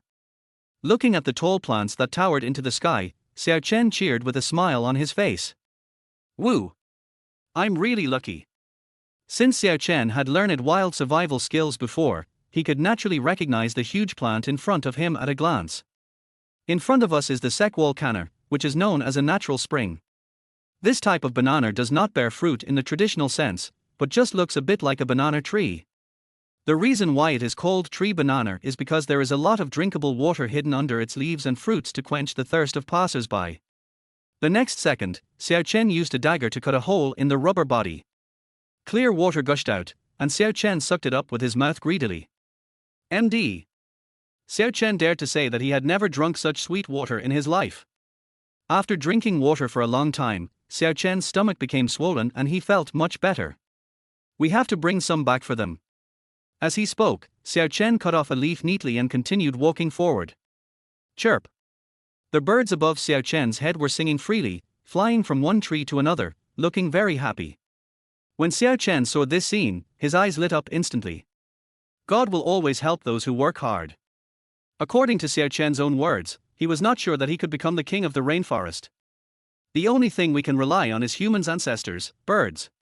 As a foreign invader, Xiao Chen is still very sensible, and birds are Xiao Chen's main target. Faced with this scene, Xiao Chen picked up the banana tree without hesitation, and then turned it into a basket and placed it on his head. Fortunately, Xiao Chen had good luck and he quickly took out more than a dozen bird eggs from the bird's nest. I'm sorry this time. As Xiao Chen spoke, he skillfully put the bird eggs back into the basket repeatedly. Seeing Xiao Chen's stealing behavior, the male bird returning to the nest immediately rushed towards Xiao Chen. Squeak! Under the powerful attack, Xiao Chen was forced to swing the dagger in his hand. Just as Xiao Chen thought, the bird did attack. The bird nimbly turned in the air, staying close to Xiao Chen's dagger, and quickly scratched Xiao Chen's face with its sharp claws. Almost in an instant, Xiao Chen's eyes were caught off guard and he felt an itch as if he had been scratched. He reacted subconsciously and reached out to touch it. Who knew that Xiao Chen's world would suddenly start to spin? R. Xiao Chen screamed out in surprise due to his body's instinctive reaction. Fortunately, he quickly stabbed the tree trunk with the dagger and finally stopped the downward trend. Wow, it was really thrilling. Unexpectedly, just as Xiao Chen relaxed his guard, he heard a sound that made his back shiver. Buzz buzz buzz. A bee? No, a Siberian horse wasp to be exact. Xiao Chen's sight was filled with a swarm of bees, flapping their wings densely and attacking towards Xiao Chen. Damn it! But I am so unlucky. The direction that Xiao Chen's dagger had just stabbed was exactly the home of this group of horse wasps. You have to know that in his pre-tropical rainforest climate, there are no antibiotics. Just this group of horse wasps can stare an adult lion to death, let alone Xiao Chen. Faced with absolute power, Xiao Chen chose to run away first. His feet loosened and he slid gently to the ground. The bark hooked his skin and his body was only slightly scratched. Xiao Chen couldn't care less about all that now, and he ran away the next second after landing. The swarm of bees behind still followed Xiao Chen's direction in an orderly manner. After a long while, Xiao Chen's body began to sweat and heat up as adrenaline surged. MD. Stop following me. Wow, this has forced Xiao Chen to reveal the quintessence of Chinese culture. After running for such a long time, Xiao Chen's physical strength was almost exhausted. His chest was burning and he could not breathe. His mouth was filled with a strong smell of blood. Hua hua. Just as Xiao Chen fell into despair, the sound of trickling water filled his ears. Xiao Chen was in a passive position and could no longer care about anything else. He could only run towards the source of the sound of flowing water. The scene changed. Simply push aside the thorns and you will see a winding, dripping natural scenery on the ground. The ecological environment here is much better, and many amphibians live nearby. As if they were alarmed by Xiao Chen's behavior, some of them simply fled from his sight. Puff. Only when he jumped into the water did he feel better. The cold, clear lake water tightly wrapped around Xiao Chen's body. The water level was very shallow, so Xiao Chen could only squat down and bury himself completely in the water. The vicious bumblebee hovered above for a long time, seeming a little unwilling, but it had no choice but to leave. Xiao Chen emerged from the water only after all the wasps above had left. Then Xiao Chen raised his middle finger towards Ma Huanfeng's departing figure with disdain on his face. Fuck. That's it, I thought it was something else. With a splash, Xiao Chen emerged from the water like a fish. He touched the bird eggs behind him with some reluctance, and found that they were intact, and he breathed a sigh of relief. Just as he was looking for the way back, his eyes suddenly met those of a dark shadow. The two people's eyes intertwined in an instant. Damn. Whoever wants to come to this rainforest is welcome. Looking at the guy in front of him, he was as big as an adult jaguar, with dark skin texture dotted with thick black and white needles, his nose humming constantly, and he stared in the direction of Xiao Chen. This is a black wild boar. It was estimated that he had finished drinking the water and was preparing to hunt here, but was startled by Xiao Chen's footsteps. The black wild boar, whose hunting plan was disrupted, inevitably became a little angry. Its eyes changed from ignorance to bloodthirsty, and it stared at Xiao Chen as if it was looking at its prey and preparing to take it for itself. Xiao Chen tightly clenched the dagger in his hand, his heart already filled with fear. When Xiao Chen was young, there were many wild boars in the mountains, and he had seen them. But I've never seen one this big. As the saying goes, one man cannot watch over a pig. You know, wild boars are scarier than other ferocious beasts. The key is that they do everything according to their own temper, with fast speed and strong impact. Simply put, most people can only wait for death when they encounter a wild boar. The next second, Xiao Chen ran towards the depths of the woods without any hesitation. Huff huff. The wild boar behind him was running on the ground, causing some vibration. What kind of anti-Chen gang luck is this? Xiao Chen complained helplessly as he ran. Due to the wild boar's huge size and extremely fast speed, Xiao Chen could only outsmart it. Chapter 11, Speed. Rustle. The sound of the whistling wind rang in Xiao Chen's ears. Although he didn't have eyes in the back of his head, he knew the consequences of being caught up by a wild boar. It's even more dangerous than Jackie Chan jumping off a 20-story building. At least he can leave his body intact. Then Xiao Chen quickly rushed into the dense forest, and the roar of wild boars sounded behind him. Huff huff. However, due to its powerful body, it seems very strenuous to move through the dense forest. See this scene. A satisfied curve appeared on Xiao Chen's face. He ran in a snake-like posture, and from behind he could hear the sound of a wild boar knocking down trees. Some weeds were directly flattened by its fat body. People who didn't know the situation thought it was a tornado when they saw this scene. Fortunately, Xiao Chen was particularly familiar with the tropical rainforest, and he was able to finally escape the black wild boar's pursuit at the last critical moment. Only after making sure that the black wild boar would not catch up with him again, Xiao Chen sat down on the ground in a sweat. Whoosh! It feels so good to breathe in the air greedily. Today was such a dream for Xiao Chen. First he was pecked by a bird, then he was chased by leeches and wasps, and then by a black wild boar. Did God really want to kill him? After a long while, Xiao Chen felt that his strength had recovered a little. At the same time, he also felt the pain of his body being stretched and the wounds from being accidentally scratched while running. Hiss! Suddenly he reached out to touch the bird eggs on his back but felt something sticky. The bird's egg was broken. He felt the same as Wang Wang shattered ice. After all the hard work of coming out here, you can't go back empty-handed. After figuring this out, Xiao Chen immediately used his hands and feet to climb back to the bird's nest where he had just been chased. Thank God, there are still dozens of bird eggs. God helps those who work hard. On their way back, he found several mature coconut trees. Thank God, thank you for being here. The impact of this scene was so strong that Xiao Chen wanted to kowtow to the heavens and the earth. So far, coconut has given different meanings to Xiao Chen. It represents the source of life. The leaves on the island can be continuously drifted away by ocean currents. Xiao Chen stood under the tree and looked up, his greedy eyes lingering on the coconut itself. No, I still have to find an excuse to go up. Even though he was already exhausted physically and mentally, it was far less important than the pleasure that the coconut brought him. Almost in an instant, he used the dagger in his hand to climb up little by little, approaching the coconuts. By hitting them, the coconut fruits fell smoothly onto the beach. Seeing the dozen or so coconuts falling, a satisfied smile appeared on the corner of his mouth. Looking along the top of the coconut tree, there is actually a road in the distance. The scene changed. Zhang Jie's crisp voice appeared in Xiao Chen's ears. Brother Xiao, you are finally back. This sentence caused ripples in Xiao Chen's heart. It feels so good to be remembered by others. Even though the dangerous scene just now was still before his eyes, if he had been a little bit later, or a little bit slower, he would have died long ago. His death made it impossible for these girls to live anymore. How could a man as vicious as Yang Tong let go of them who had surrendered to Xiao Chen in the beginning? Now Xiao Chen's life has been given 3 more lives. Life is not just one person's, it is a shared thing. Xiao Chen waved her hand casually. I brought some food back. The next second, bird eggs, some wood leaves and bananas appeared in Xiao Chen's hands. Looking at these dazzling array of things, Sumai next to her screamed in surprise. Oh, you're amazing too. Suddenly, the eyes of several girls became moist.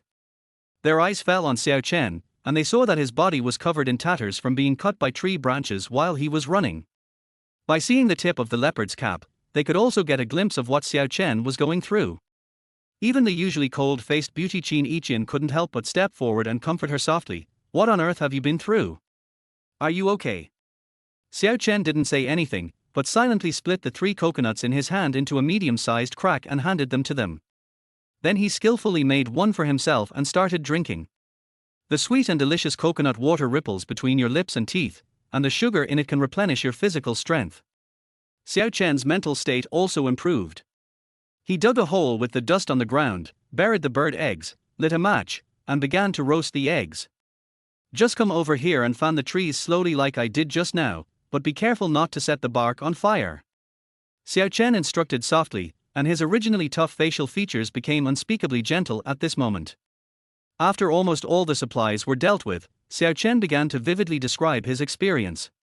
There were things like punching a black wild boar, climbing a tree to steal bird eggs, and hiding from wasps in the water, which made everyone laugh and cry. Just as she smiled, Zhang Jie's eyes suddenly became moist. Woo, that just sounds miserable. Seeing this, Qin Yiqian wiped the tears from his face, stared at Xiao Chen and said, "Let's go out together next time. I don't want you to bear all the pressure that doesn't belong to you." Yes, your trip was really thrilling. Even Sumai's tone was filled with worry. Seeing this scene, Xiao Chen was still itching. "Look at me, I am fine, right? I can even show you how to cook." After saying this, Xiao Chen immediately shrank his neck and nimbly dodged Qin Yiqian's slap. The 3 girls looked at Xiao Chen with sad eyes. He shrugged indifferently, acting as a colorant. Okay, let's eat." Xiao Chen gently used a branch to push away the rock and soil above, and the buried bird eggs appeared. The scorching skins cling tightly together, and there's an indescribable smell of hot barbecue in the air. Carefully peel open the shell of the bird's egg and you will find it is already cooked. The egg white is as soft and smooth as jade, and the yolk is soft and delicate when chewed in the mouth. The light protein aroma explodes in your mouth. This was the most delicious thing they had since they arrived on the deserted island. It would be even more delicious with chili garlic sauce. There were only dozens of bird eggs, and they were swept away by the 4 people in an instant. Burp. After eating, Xiao Chen burped unconsciously. It's so comfortable to lie on the stone slab and enjoy the sunshine coming in from outside. After a short rest, Xiao Chen stood up and said, "Let's get to work." Ignoring the strange looks from the people around him, Xiao Chen asked Zhang Jie to accompany him out. "You 2 stay here and continue roasting the bark. The bark contains a lot of fiber that can be used to weave items." Chapter 12, How Many Flowers Have Fallen? Tropical Rainforest. Xiao Chen was holding a pile of empty coconut shells in his hands, looking for something aimlessly. Zhang Jie next to him followed Xiao Chen closely, her eyes moist. The reason why Xiao Chen brought Zhang Jie along was because of Zhang Jie's excellent qualities of not being afraid of hardship and daring to be the first. The way ahead was filled with traces of the dagger Xiao Chen had used to chop. Entering the rainforest, he saw a gigantic banana tree standing there. Just pull it open from the side and fill the empty coconut shell with water. Xiao Chen skillfully taught Zhang Jie next to him how to store water, and the 2 of them filled the coconut shells before returning. The clean water now can be used as reserve supplies. Then Xiao Chen used a dagger to peel off the palm bark layer by layer. Zhang Jie watched this scene coldly from the side, a little confused. "Brother Xiao, what is this for? Do you know a palm bed? It's made of this thing." Xiao Chen responded to his question without even raising his head. Palm wood is an essential and good wood for modern wooden beds. It is not easy to corrode and has high flexibility. Hearing this, Zhang Jie beside him looked confused. "Brother, why do I feel like you know so much? What did you do before? Special Forces? What? You're a Special Forces soldier. How come I've never heard of you?" Xiao Chen paused in splitting the bark, as if some dusty memory that he didn't want to be revealed had revived. Zhang Jie's question was particularly sharp, making it difficult for Xiao Chen to respond for a moment. "We're married," he responded calmly, his hands moving non-stop. There was a hint of doubt in Zhang Jie's deer-like eyes, but she didn't say anything more. After taking so many supplies, Xiao Chen led Zhang Jiri back to the water curtain cave. The supplies have doubled. Now it is true that even a skilled cook can cook without rice. Sizzle. The sound of burning matches echoed in everyone's ears, and the foul air in the cave had been dispelled by the heat. Qin Yiqian and Su Mai sat on the stone and continued to roast the palm bark repeatedly. From a distance, it looks like a really beautiful picture. Okay, stop standing there, let's make a rope to make it easier to climb back and forth. Zhang Jiri was stunned when he heard this, and it took him a long time to react. This ivy is really a good thing. It looks strong on the outside but is extremely flexible on the inside. It's just twisted and tangled together, and even a 300-pound child won't break it easily if he steps on it. The only problem was the rough skin. Zhang Jiri, a wealthy girl who was always delicate and dainty, had already developed small blisters after just 2 paragraphs. The moment Xiao Chen's eyes touched the wound, he still felt a little distressed. Are you okay? It's okay, I can do it. Zhang Jiri's strong character would never allow her to lower her head, and she would continue to grit her teeth and weave the rope with Xiao Chen. The afterglow of the sun gradually spread over the entire earth, and the sky gradually darkened. Looking down from the entrance of the water curtain cave, the clouds in the sky seemed to be covered with a layer of colorful mud, lingering between heaven and earth for a long time.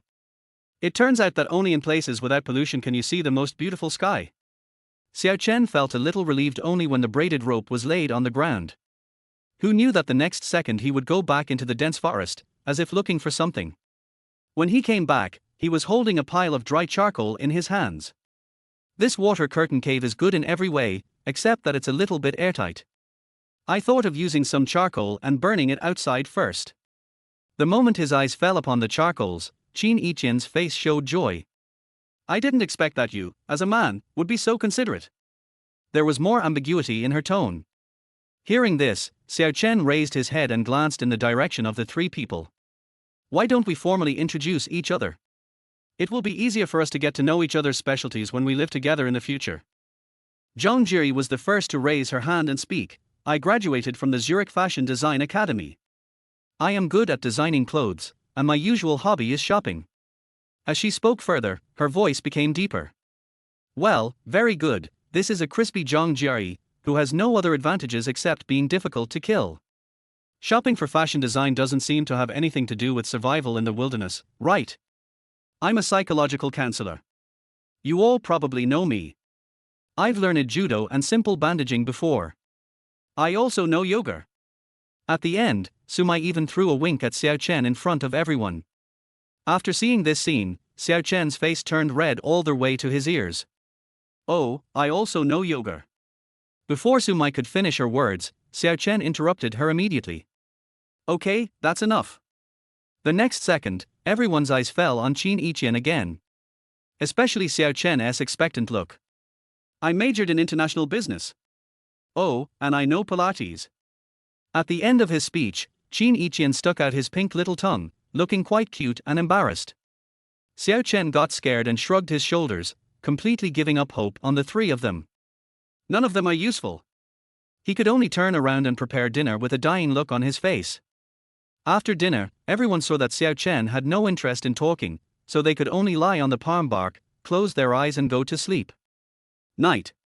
The crackling sound of the flames in the bonfire echoed in the air. The whole world seemed to be covered with a mysterious darkness. Due to excessive physical exertion during the day, Xiao Chen fell asleep quickly. However, as a former Special Forces soldier, Xiao Chen remained relatively alert even when sleeping. An indescribable sound came from the direction where the 3 girls were sleeping. Xiao Chen quietly narrowed his eyes, trying to carefully observe what they were doing. Unexpectedly, the next second, Zhang Jiri was seen walking towards the cave entrance with a sneaky look on his face. Xiao Chen was brainstorming at this time. What did Zhang Jiri want to do? Could it be that she wanted to throw herself into his arms? If this is true, the 2 people next to him will definitely wake up. How about going together? Just when Xiao Chen was in a dilemma, the elementary school student, with a pure and innocent face, caught Xiao Chen's eye. Call. In order to pretend to be asleep, he even snored louder. Zhang Jiri stretched out her hand and waved it in front of Xiao Chen. When she found that he didn't react, she sighed with relief.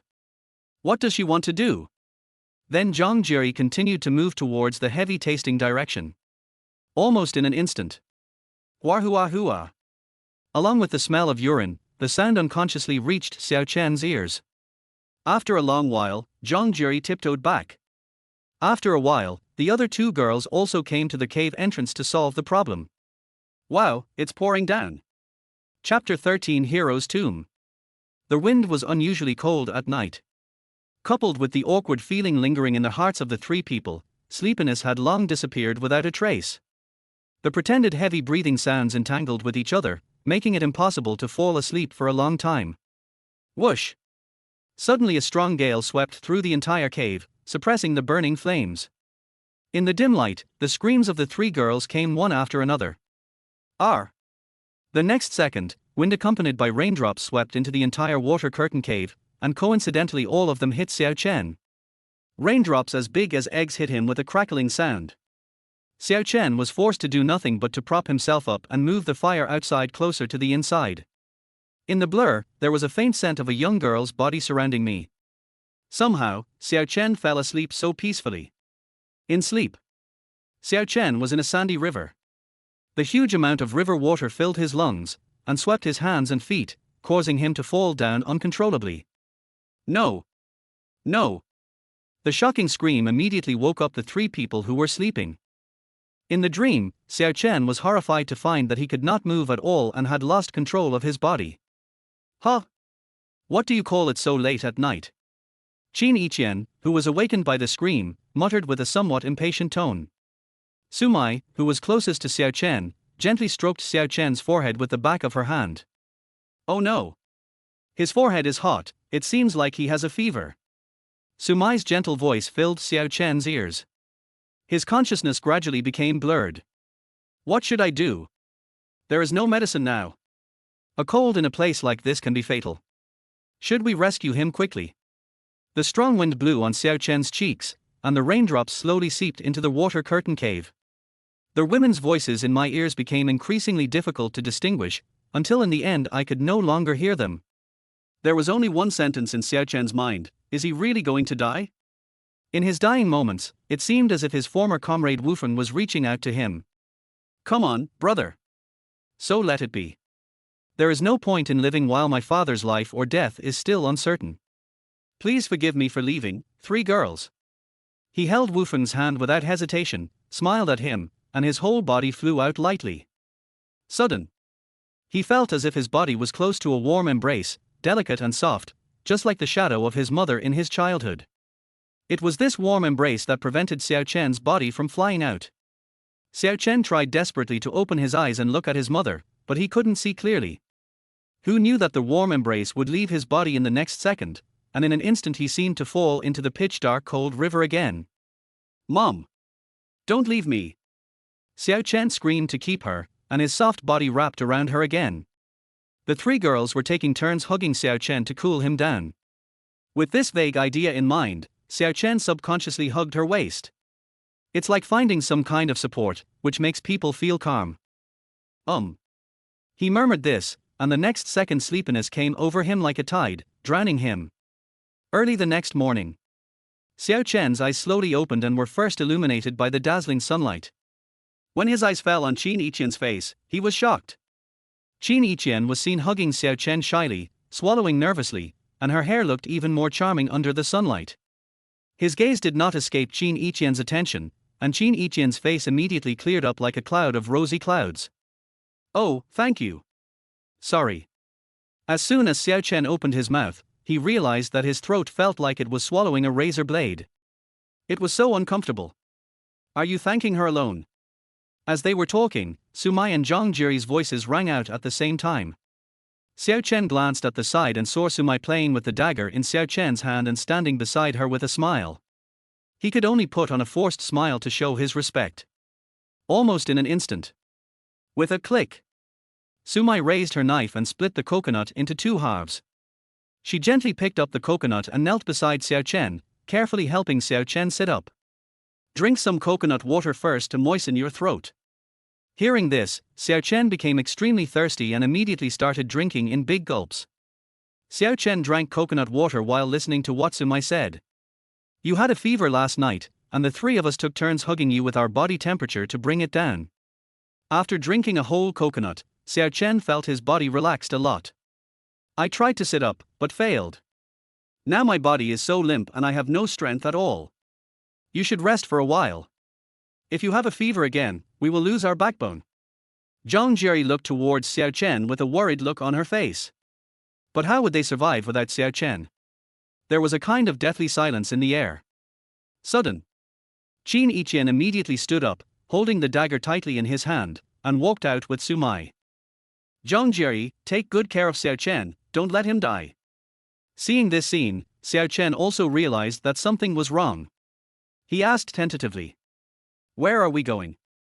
Let's go look for food around here. After saying this, the two of them resolutely walked out of the cave. Don't go into the jungle, it's very dangerous. Before Xiao Chen could finish his words, the two people had already disappeared at the entrance of the water curtain cave. The only response to Xiao Chen was the sound of the waterfall outside.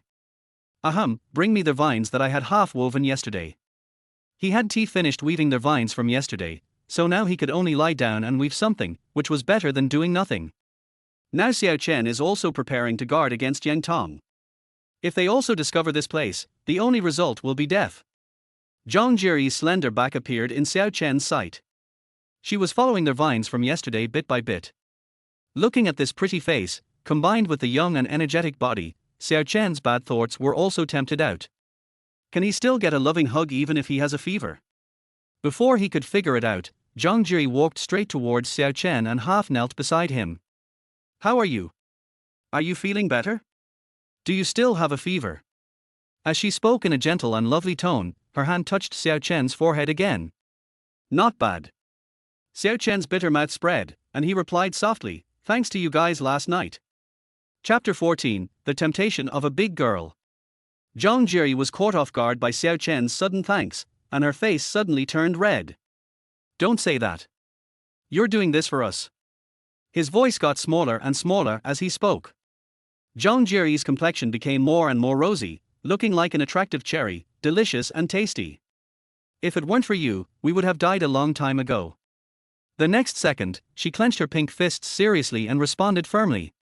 The moment his eyes met Zhang Jie's, Xiao Chen suddenly felt a little confused again. Har har har, take care of the fire. I'll take a nap. After giving the instructions, Xiao Chen closed his eyes in a daze. After a long while, he heard a sigh. Slowly opening her eyes, she saw Zhang Jie covering her abdomen with her hands on her pale face. Perhaps out of fear of disturbing the rare peace, Zhang Jie bit her pale lips tightly to prevent herself from making any sound. Her wrinkled little face still betrayed her current pain. What's wrong with you? Xiao Chen asked unexpectedly. Xiao Chen's instinctive knowledge prompted him to believe that her condition was a typical case of gastroenteritis. I'm fine. Even at this point, Zhang Jie still didn't want to give an explanation that would cause trouble for Xiao Chen. Almost in an instant. Xiao Chen didn't know where he got the strength from, and he stood up in an instant. He came in front of Zhang Jie and his hand unconsciously fell on Zhang Jie's forehead. Zhang Jie's cheeks were white and rosy, and there was a burning sensation on Xiao Chen's palm. You're still stubborn even after all this. Xiao Chen carefully wiped the sweat from her forehead with his relatively clean sleeve, and said with concern, it's like this, I'll help you. Sudden.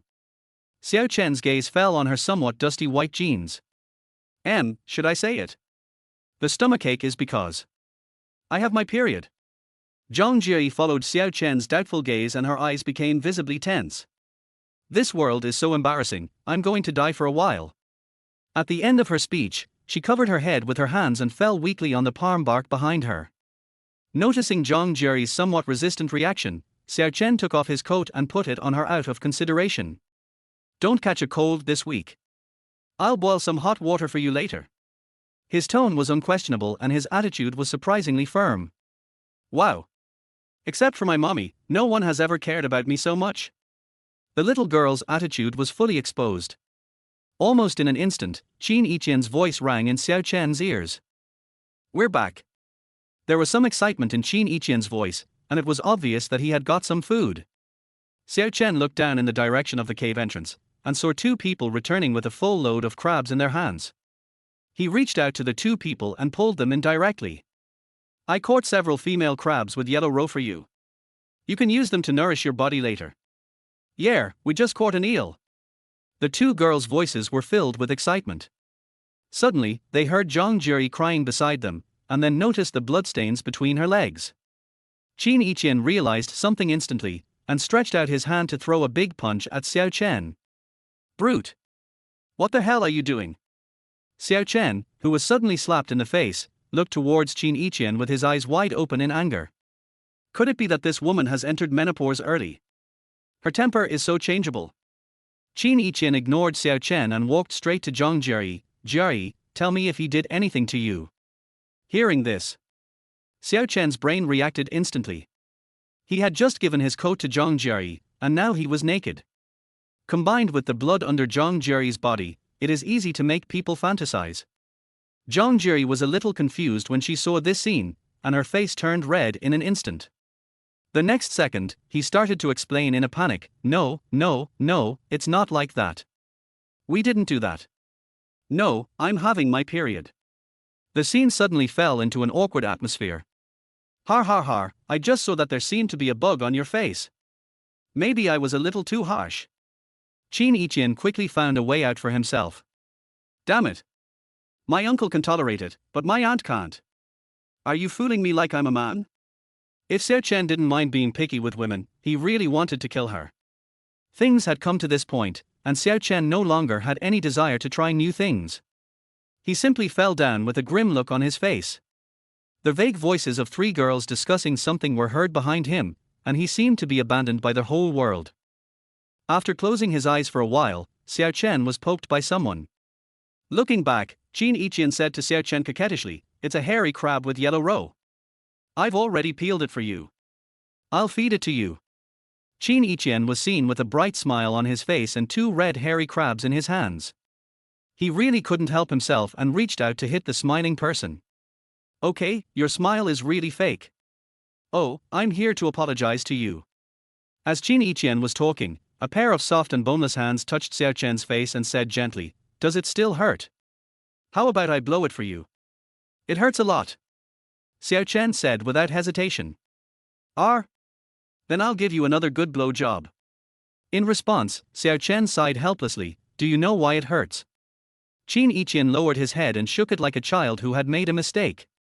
The little thing looks quite sympathetic. I am a retired Special Forces soldier. How could I possibly take advantage of someone in distress to provoke a little girl? I didn't expect you to misunderstand me like this. Sudden. His mouth was blocked by a warm object, and when he opened his eyes he saw the delicious crab roe. The crab roe explodes in your mouth and the roe dances gracefully. Qin Yiqian stared at Xiao Chen in a gentle voice, Just be a big man and don't bother with me, okay? Leader Tilder.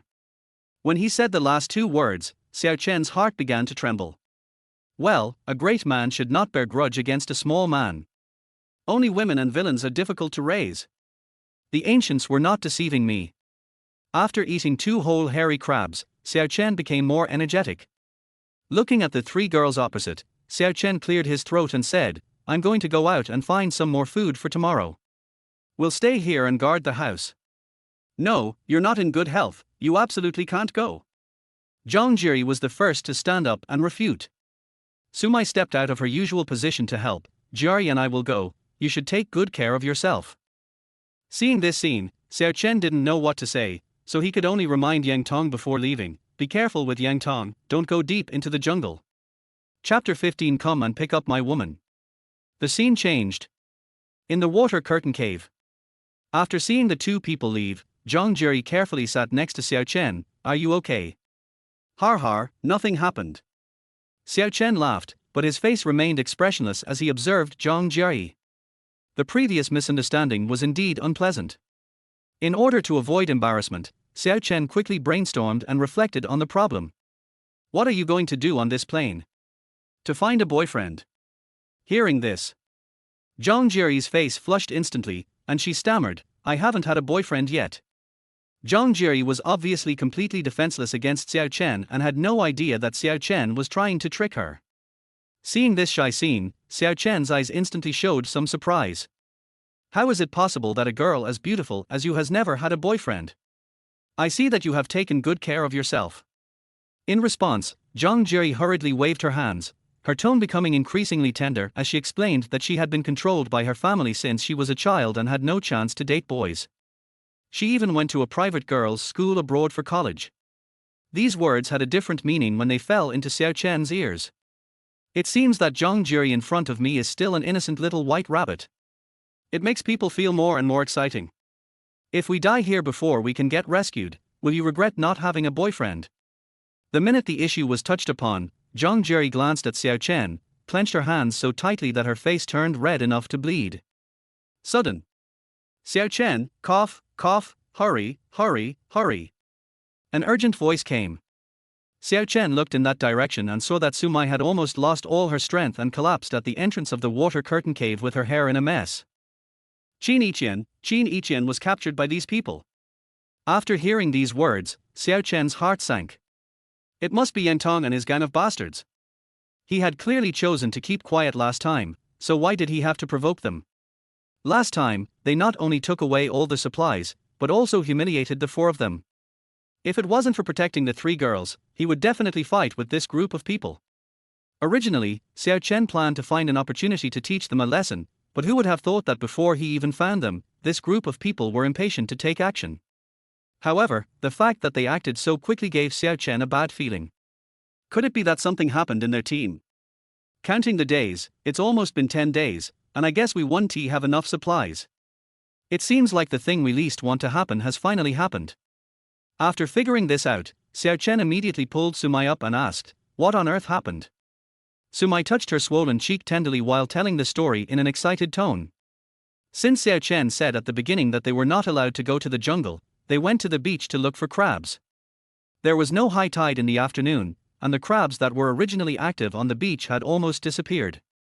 They could only dig in the sand, hoping to find some seashells as food. Both of them dug it separately. When Sumai looked up, Qin Yiqian had already been carried away by Yang Tong and another member of the gang and slipped away quickly. Seeing this scene, Sumai immediately picked up the dagger in her hand and chased after him. Who knew his gang was waiting there? Yang Tong was the first to take action, holding a piece of wood and staring at Sumai opposite him with a provocative attitude. A wise man never suffers a loss in front of him, so Sumai decisively turned back to inform Xiao Chen. "Thank you for your hard work. I guess I have to run a trip now." Xiao Chen patted Sumai's shoulder to express his comfort and took the dagger from her hand. Xiao Chen's walking posture was a little strange, perhaps because of his unstable center of gravity. "You are still sick, forget it." Zhang Jiri behind him couldn't help but speak with concern. "It's okay, I have to go somewhere, wait for me to come back and don't go out." This trip was extremely dangerous, and he didn't want to lose two more people. "You're alone. I can do it alone. Don't forget that I'm a Yinxia Special Forces soldier." This sentence immediately shut up the two people. The male protagonist tightly grasped the dagger in his hand, and then walked towards the opponent's tent step by step. "Look back." A relieved smile appeared on Xiao Chen's face. He has been like this since he was a child. He takes responsibility for his own actions. But after joining the Special Forces, an unprecedented passion was aroused in his chest. Even if he had to die, he would die for a good cause. Ever since the three women followed him, the strong desire to protect them in his heart rushed to his head. "You?" Zhang Jiri's voice suddenly came from behind Xiao Chen. He turned around and took a look, only to see Zhang Jiri standing at the entrance of the cave, saying in a shy tone, "You must come back. I'll wait for you to come back. I want to have a boyfriend." Puff. Xiao Chen almost vomited blood, and even his steps staggered. It took him a long time to react. When his gaze fell on Zhang Jiri's face again, her face was already red as blood. "Okay, don't worry." With Zhang Jiri's encouragement, Xiao Chen's chest was filled with passion. Xiao Chen was seen holding a dagger tightly in his hand and heading towards Yang Tong's tent. Xiao Chen's brainstorming also began. The current situation was not favorable to him, so he could only fight head-on. He still needed to outsmart others. The scene changed. Yang Tong's camp. When Xiao Chen came over, he looked up and saw their tent swaying in the wind and rain. It seemed that yesterday's storm had caused them quite a bit of trouble. Even the sturdiest shack that was originally built collapsed in half. Everything now seems so reasonable to those who have never experienced the knowledge of survival on a desert island. They have no idea about the skills of setting up tents in the wild. What they put together is just an embroidered pillow, which looks good but is not practical. Soon, a big man appeared in front of Xiao Chen. Xiao Chen quickly grasped the dagger in his hand, turned around and shouted to the big man. "Give me back my woman." The big man slipped in immediately. After a few minutes, Yang Tong came out, followed by 4 men and 2 women, one of whom was his ex-wife Liu Siya. "I'm here to pick up Qin Yiqian." Xiao Chen tried his best to put on a kind smile on his face. Yang Tong, who was standing opposite him, looked at him without hesitation and asked, "Who are you here to pick up?" "My woman." "What woman? You actually got a woman behind my back so soon?" Liu Siya's voice rang out. Chapter 16 Intimidation. There was an awkward silence in the air. "Har har har, why don't you guys chat first?" Yang Tong's harsh voice sounded beside him. "HMPH, I have nothing to talk about with this kind of person," Liu Siya said as she leaned towards Yang Tong's arms intentionally or unintentionally. The relationship between the two is self-evident. Yang Tong's inquiring eyes fell on Xiao Chen, and he kept looking at him. "Your woman, what are you going to use to redeem her? Don't fool me with those worthless things." He opened his mouth without any hesitation. "What do you want?" "As long as I can afford it, it's fine." Xiao Chen's tone was bold and without any concerns.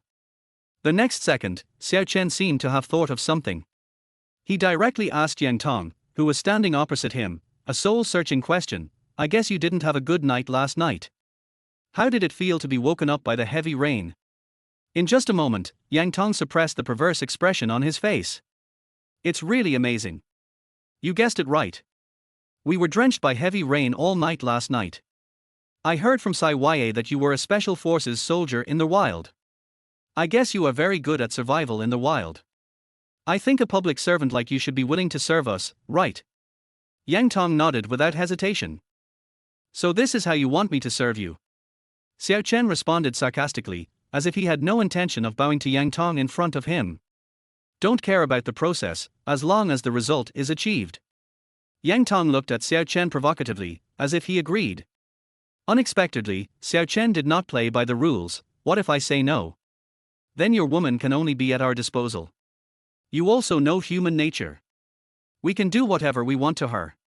The implicit meaning of Yang Tong's words revealed murderous intent. Looking at Yang Tong opposite him, he felt something was not right, and the originally suppressed thoughts resurfaced in his mind. The evil driven by human nature took shape at this moment, and even Xiao Chen couldn't help but take a few steps back. "You won't be."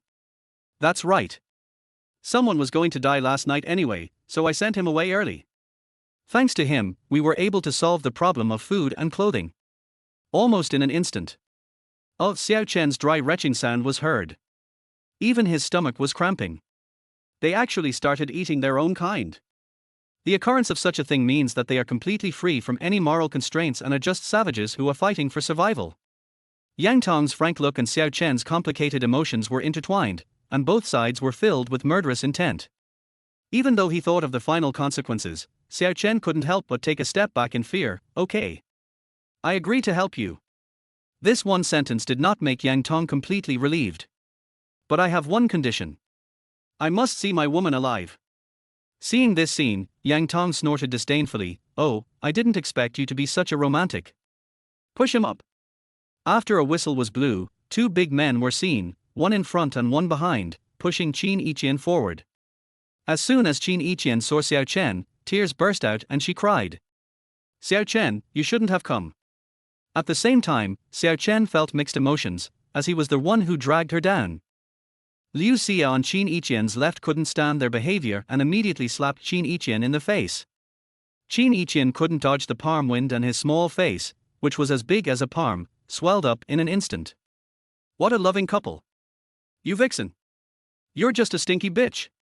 A slap immediately broke Xiao Chen's last bit of patience. "Yang Tong, I will give you a service that is exclusively for you now."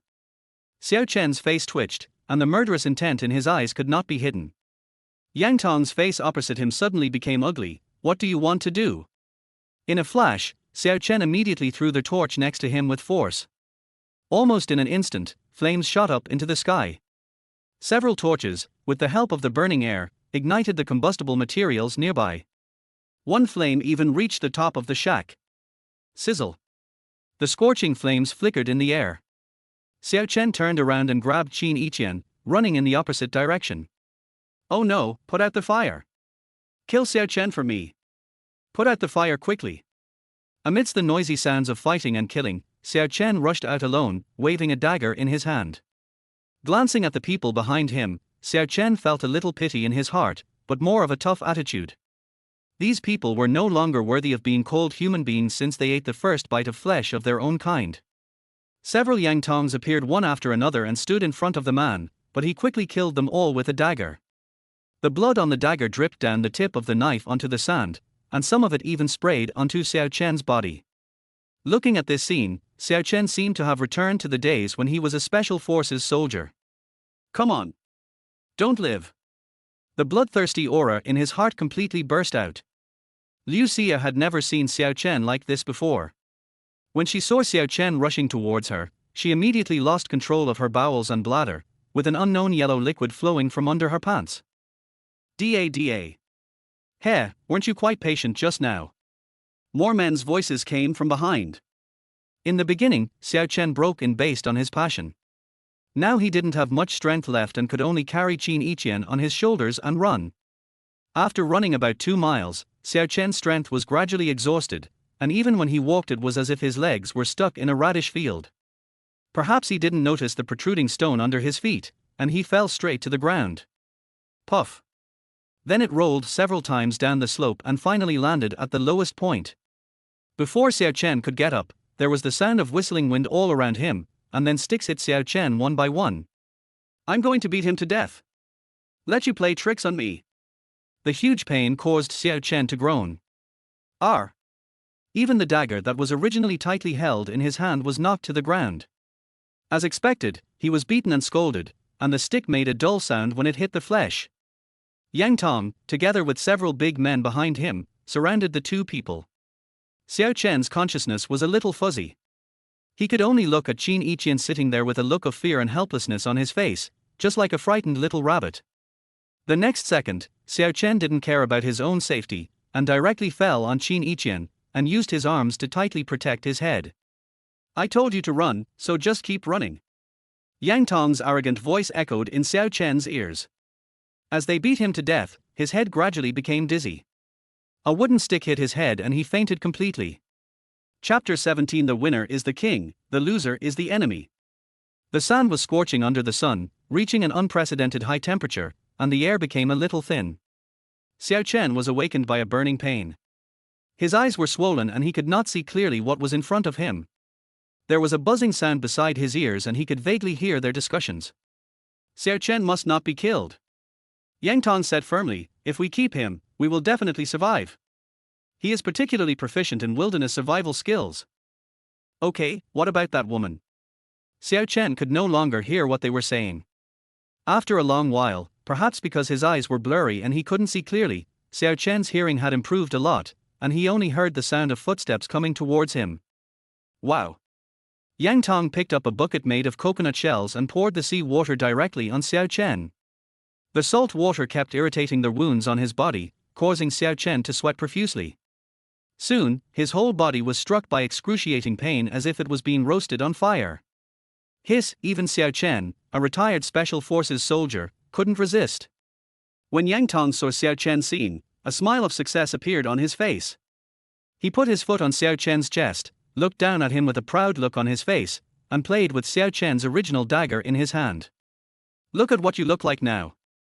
How can you look like a retired special forces soldier? Now you are just a stray dog. Damn it, you are playing tricks on me. You are not worthy. Xiao Chen opened his mouth at this moment, but was completely unable to speak. Yang Tong on the opposite side had a smug look on his face, and the dagger moved closer and closer towards Xiao Chen until it was against his neck. I'm telling you, I'm the only god on this deserted island. If you want to survive, kneel down and beg me. Yang Tong gritted his teeth and stared at Xiao Chen opposite him as he spoke. Looking at Yang Tong's bloodthirsty and dark face, Xiao Chen knew very well that he had already become a trapped beast and had no way of connecting with human civilization anymore. The darkness was nourishing in his heart. At first, it might have been just the desire for control, but now it has turned into bestiality. Trampling on self-esteem, playing with women, and even cannibalizing one's own kind. As he did one thing after another, his soul had already signed a pact with the devil and was sinking into the abyss. In other words, Yang Tong is now a psychopath. A complete psychopath, mentally fragile yet crazy. Xiao Chen watched this scene coldly from the side, and had some thoughts in his mind. If he rejected Yang Tong now, he would probably end up being eaten, not to mention him, but also the three women. After thinking through the consequences, Xiao Chen's hands tightly grasped the ground and his tone relaxed. Please. The two words came out of Xiao Chen's mouth, and this time they seemed to be spoken sincerely. Yang Tong's eyes fell on Xiao Chen, filled with deep distrust and inquiry. After a long while, he shook his head in an uncharacteristic manner. You are too powerful, I must destroy you, but don't worry, I won't kill you, I will just poke out your eyes. Such a cruel word seemed like a common thing coming out of his mouth. The next second he raised the dagger in his hand and stabbed it straight into Xiao Chen's eyes. Almost in an instant, Xiao Chen stood up and threw the sand in his hand towards Yang Dong's door. With a rolling movement, he widened the distance between himself and Yang Dong. Yang Tong, whose eyes were dazzled by Xiao Chen's sudden action, was completely defenseless and could only quickly rub his eyes that were already dazzled by the sand with his hands. The time is now. Taking advantage of Yang Tong's hurried movements, Xiao Chen flew forward without hesitation.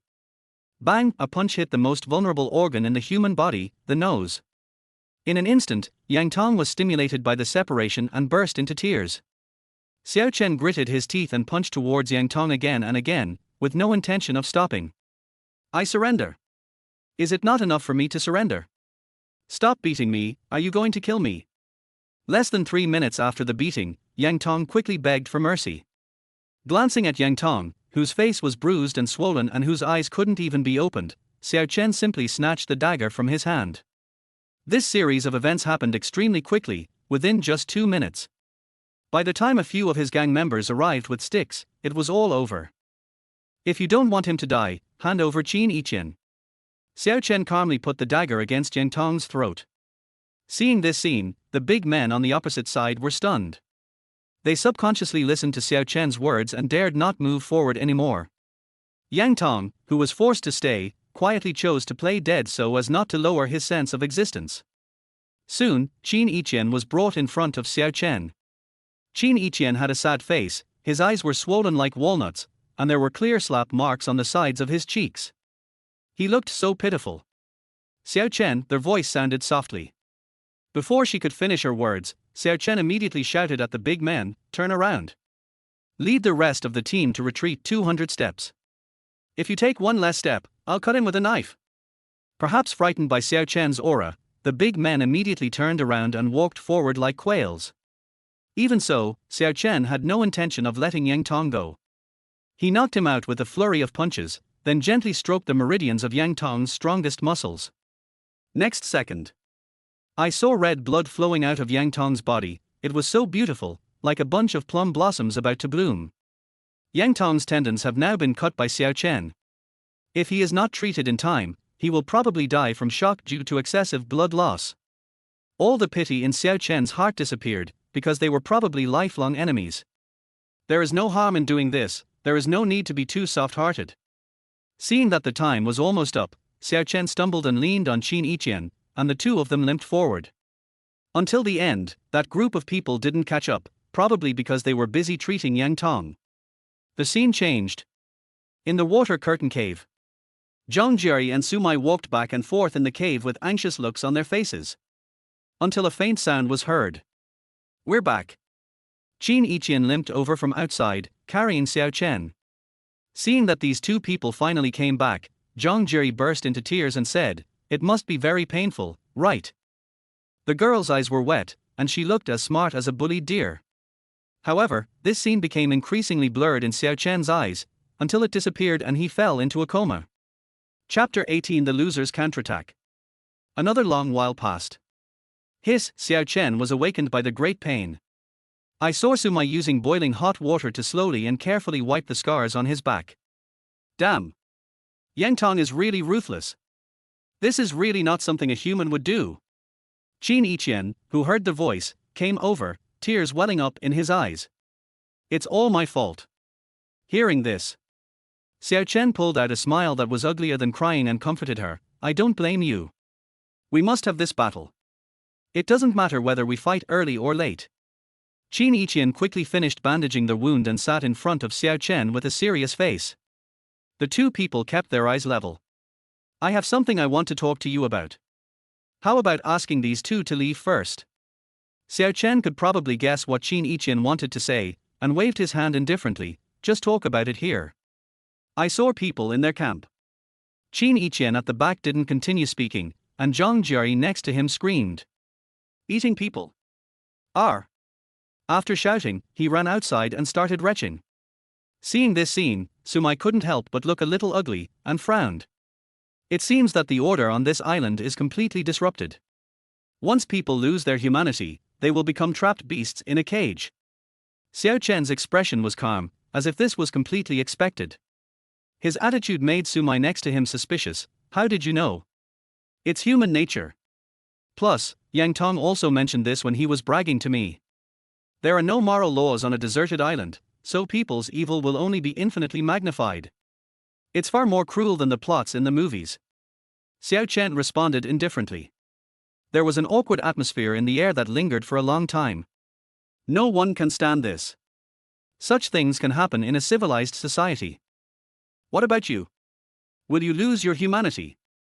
Zhang Jiri looked at Xiao Chen with a complicated look. If that day really comes, will we be eaten by you? Xiao Chen pretended to ponder for a while before giving an answer. No, I am from the Buyi tribe. Zhang Jiri looked confused.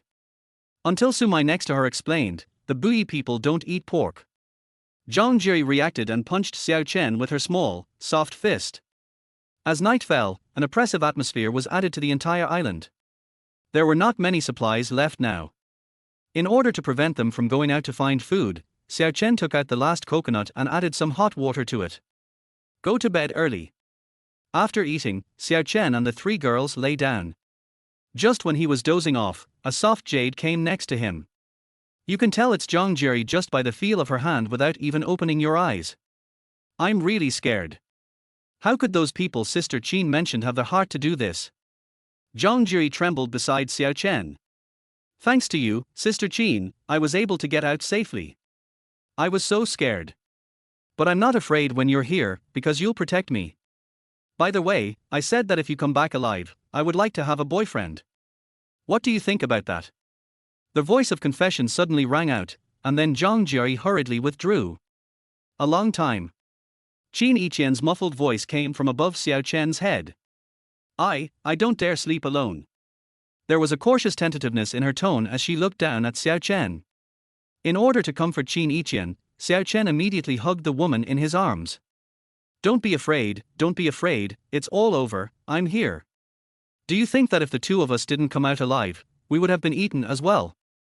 Qin Yiqian asked in a trembling voice. Give me a hug, please. Xiao Chen did not refuse, but opened his arms and hugged the person. Different from Zhang Jiri's touch, Qin Yiqian's figure is simply amazing. Xiao Chen felt a fire burning in his heart as he felt the pressure on her chest. Slightly fat YYDS. In an instant, Xiao Chen's instinctive reaction drove him to hug Qin Yiqian tightly. Qin Yiqian was hugged by Xiao Chen and felt shy. Yeah, it's hot, so hot. The sound is like fuel. Xiao Chen couldn't help but become even more excited. Then let me put out the fire for you. He pressed the corner of his mouth with an evil smile and kissed her lips without hesitation. It was just as soft and sweet as expected. Qin Yiqian blinked and didn't react. However, Xiao Chen pried open his mouth with an intoxicated look on his face, and his hands kept exploring up and down. Her body was like mutton fat jade that warmed up under the touch. Qin Yiqian's body completely softened, like a pool of spring water. Just when Xiao Chen wanted to go deeper, something unexpected happened. Boom. Lightning struck the sky, followed by the sound of thunder. Zhang Jiri and Sumai were so scared that they screamed in unison. Xiao Chen is so miserable. He finally gets to eat meat, but God is just being mean to him. A violent storm swept in, and with a loud bang, raindrops as big as beans rushed towards the cave entrance. Xiao Chen suddenly felt helpless and complained in his heart, "You have to chop people down while I'm enjoying myself, right?" Helplessly he could only stand up and move the fire to the innermost part, and the three girls lay on the rock wall next to the fire. Su Mai's eyes fell on Xiao Chen's neck, and she said meaningfully, "I think you are almost healed, right?" Xiao Chen's attention was not focused here, so she could only nod. She pouted and said, "No wonder you are so energetic. It's okay, it's okay." Xiao Chen explained awkwardly, his face turning frighteningly red. Zhang Jie and Qin Yiqian beside her also had red faces, looking particularly beautiful. After a long while, Xiao Chen changed the subject. "I don't think this cave is suitable for living. Once it rains and blows, the 30 square meters outside will not be habitable. When I feel better, I'll go out and find a more suitable place." Zhang Jie blinked and looked at Xiao Chen with admiration. "I've seen a few non-domain guys build that kind of house on Twitter before. Can you do it?" Xiao Chen's mouth twitched. "It's just an embroidered pillow, it looks good but is useless. Once it rains, it will become a depression, not to mention living in it. There are all kinds of ferocious beasts in the dense forest. A house like theirs that leaks wind and rain can't withstand it at all." Hearing this, Zhang Jie lowered her head shyly. Xiao Chen smiled and comforted her, "Stay here for a few more days. Maybe the rescue team will be here soon." Zhang Jie beside him suddenly nodded with sparkling eyes. "They will definitely come. My parents will definitely come to pick me up." The flames reflected hope in everyone's eyes, but Xiao Chen always had an ominous premonition in his heart. Chapter 19, Successful Rebellion. The rainstorm soon disappeared in front of everyone, and everyone fell asleep listening to the sound of the rain. You know what, the sound of rain is quite helpful in helping you sleep. The azure sky seemed like a mirror, reflecting different lights. Xiao Chen walked out with a dagger tightly in his hand. "I'm going to go out and find some food.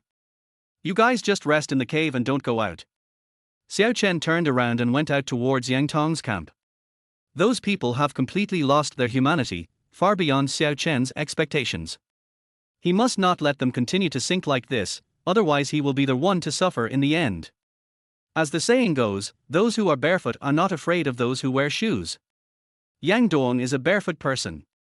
Xiao Chen's injuries have not yet healed completely, but they must be resolved as soon as possible. Even though Xiao Chen is a special forces soldier, their situation is not good either.